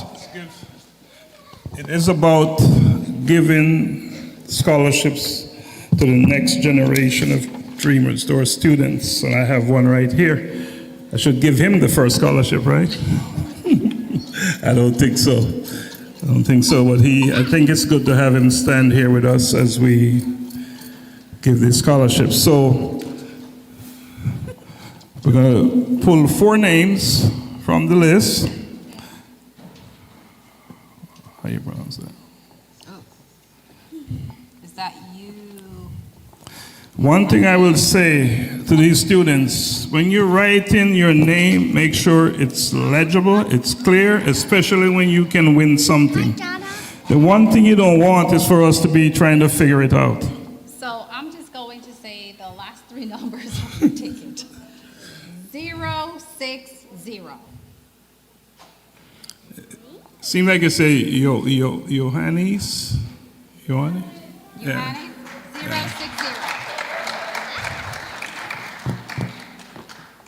All right. Let's give him a round of applause. All right. Can you come up and work this? All right. Somebody will take. All right. The next one is Our next, Victoria Lewis. Lewis. 062. All right, Victoria, please come up and collect your cash scholarship. Let's do the next one. Okay, our next is Chanel M. 063. Chanel M. 063. Come on up. And we're doing one more. One more. Is Victoria with you? 062 Victoria, come on up. All right. Tamari, 061.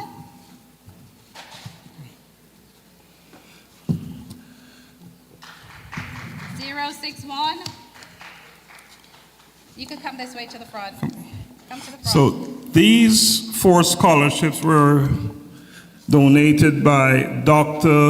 Sarita Wells from Mouthpiece Dental, our good friend and friend of the A Collision with Purpose. She's not here at this moment. She had to leave, but let's present these. If you can come this way, please.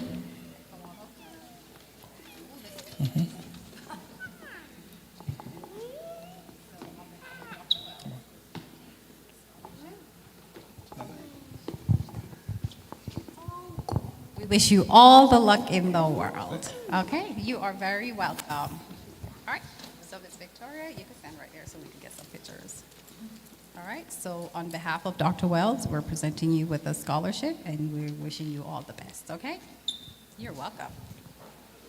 All right. On behalf of Dr. Wells, we're presenting you with our scholarship. You're welcome. On behalf of Dr. Wells, we're presenting you with the scholarship. All right, let's give him a round of applause. To our future. Okay, thank you.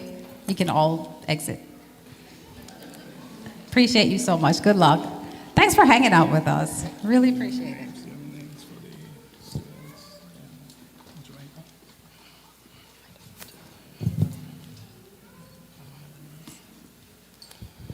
All right, so the next 2 scholarships we're presenting to students in Kenya, and these 2 scholarships are sponsored by A Collision with Purpose, and they will last the duration of their high school. It's going to last the duration, and Donna, we're both behind these 2 scholarships. So it's going to Vanessa Kisiangani and Kenya Kisiangani. And those two are Elizabeth's children. And as you know, she's struggling with ovarian cancer. And we've been paying the school fees now for some time and supporting in any ways that we can. So the one commitment, and we talk a lot about education tonight, and how that is the one thing that no one can take away from you. And we are big on that. At the A Collision with Purpose, if we're not big on anything else, we are big on education. And we will continue to do so until we can't do it anymore. And when we can't, someone else will replace us in doing it. So that is that. All right, so let's give those 2 students in Kenya. All right. Augusta.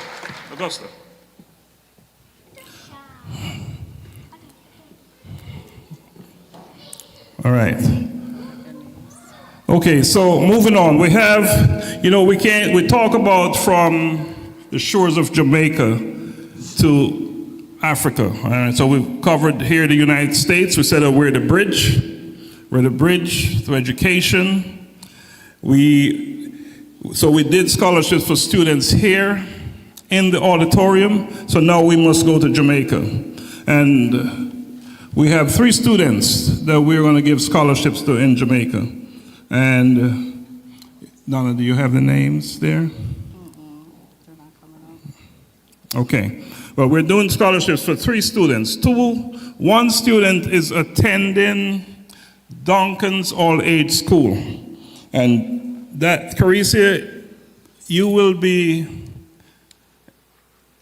Carissa is here visiting us from Jamaica. She came up especially for this event today. And she's the one that will be taking these scholarships back to these students. In fact, I think we have 4 that will be going to 4 students in Jamaica. So, as I said, we are from Jamaica. We are from Jamaica. So Jamaica is a big, big piece of anything, any mission, any vision we have here at the Collision with Purpose. So, Carissa, we'll give you the names of the students, the 4 students that will be, Carissa is a professor at a college in in Jamaica. You want to say where?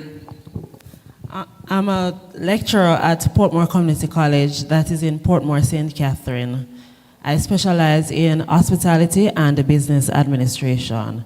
And I'm so glad to be a part of A Collision with Purpose.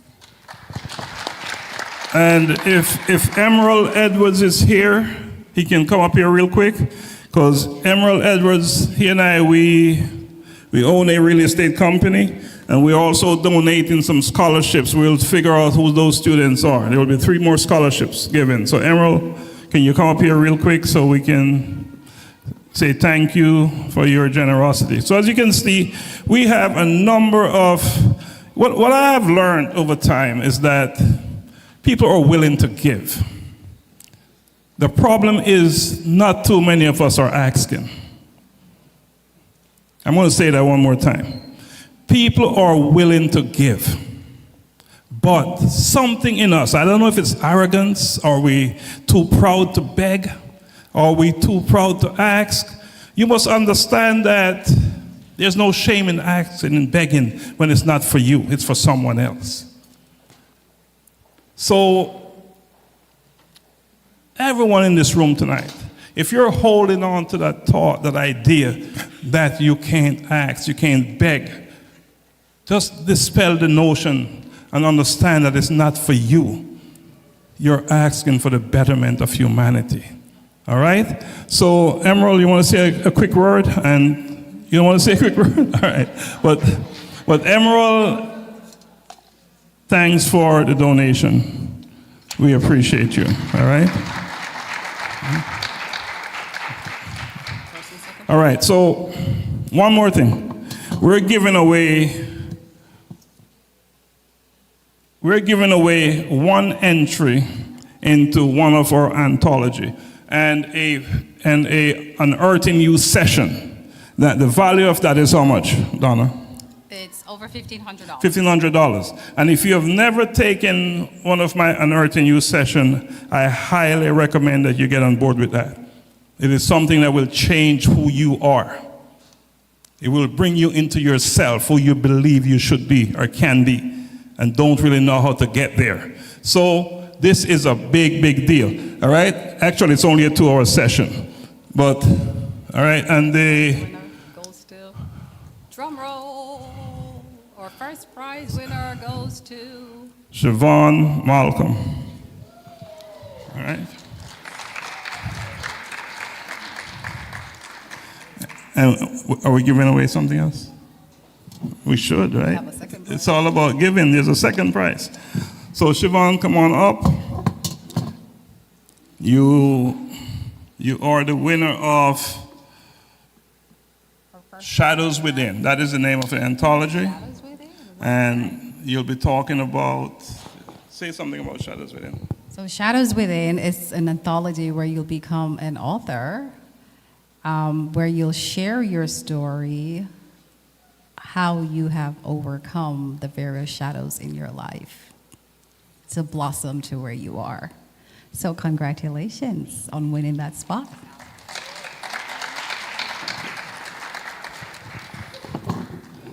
This is a very important lady here. She's doing amazing work with our nonprofit agency.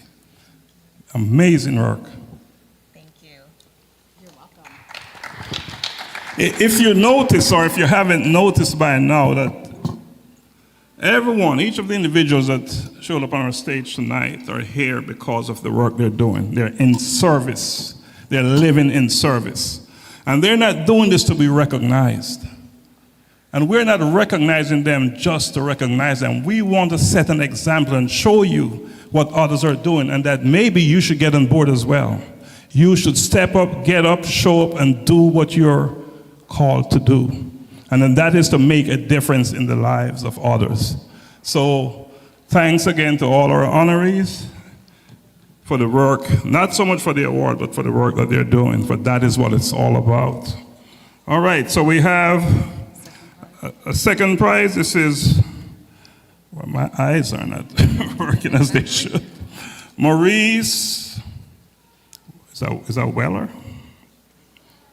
Maurice, is it Weller? I'll just read the last numbers. 065 of your ticket. 065.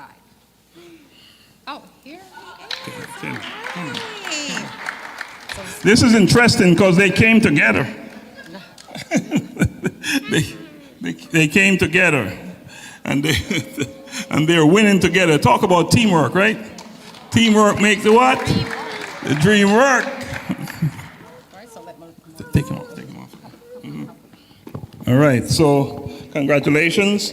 We're gonna give you a breakdown. You a hoodie, a T-shirt. Do you wear hoodies?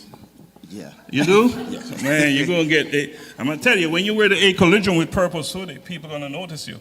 I recall I had a conversation with Judge Scott. It was a text, and she texted me and she said, "Are you on your way to London?" I said, "I wish."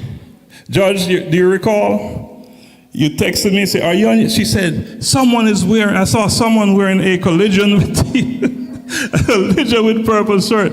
And that's interesting because in places like Africa, we sell and we give away a lot of our gears.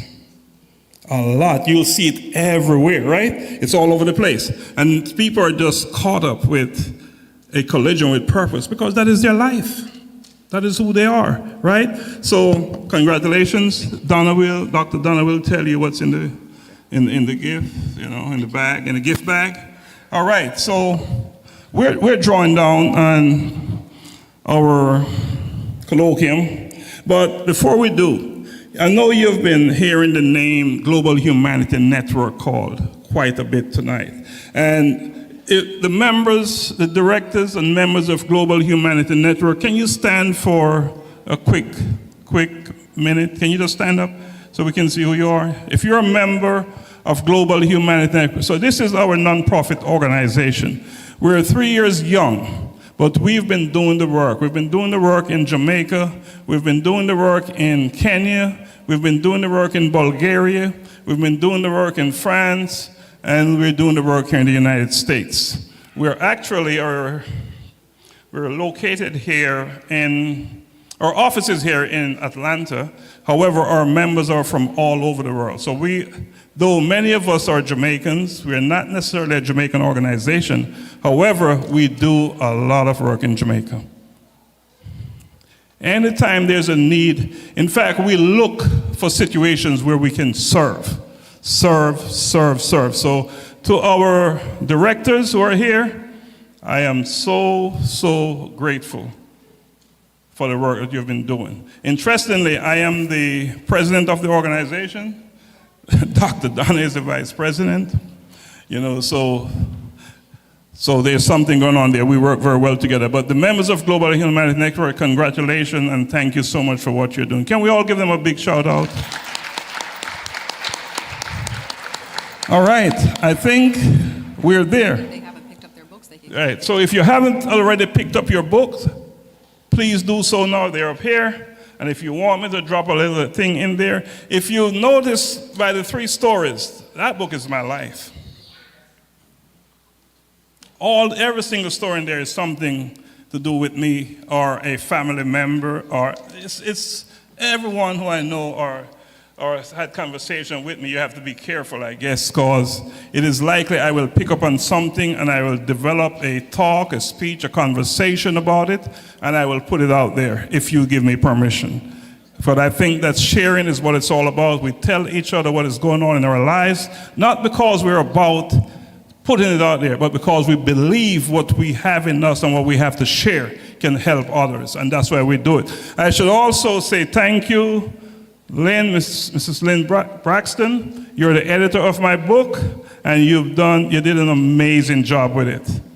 This is the 2nd book that you did for me, so if you ever need an editor, there's none better than Mrs. Lynn Braxton. She's the best. And you should be able to tell by the 3 stories. The 3 stories. That book, Daily Insights Unveiled, every single page, and Lynn, we've shared information about that. I know while you're editing the book, there were times when tears came to your eyes. All right? So, again, that is where we are. Please come up and get your your books if you haven't already done so. And I truly appreciate each of you for coming out here tonight. I'm going to give it back to Donna. Okay, to collect your books, you should have received your card, a ticket, kind of, a white card, and it has a number on it, which determines how many books you received. So if you have that, you'll just come to the right of the stage and walk up, and we'll have your books for you. And then Dr. Stevens, if you'd like it to be autographed, he'll go ahead and do that. I would like to tell everyone, thank you so much for spending your Saturday evening with us.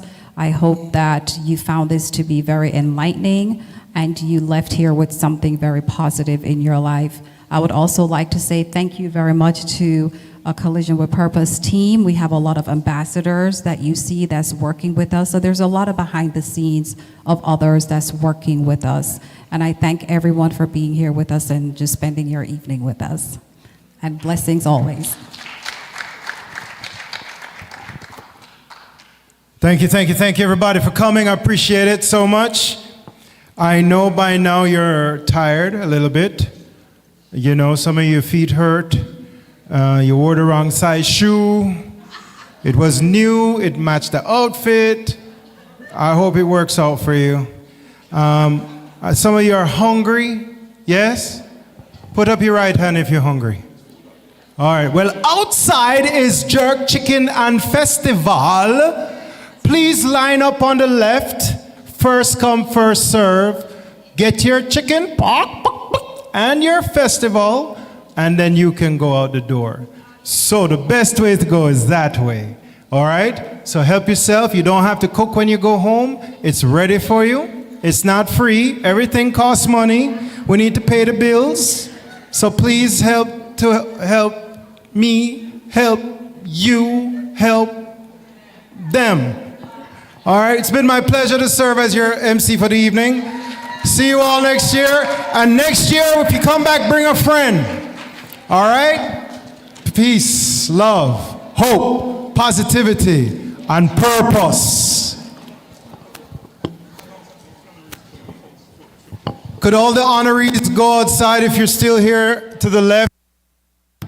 And take a photograph. Greetings and welcome to the A Collision with Purpose project. Here, individuals are given the opportunity to conduct an exploration of self in pursuit of purpose.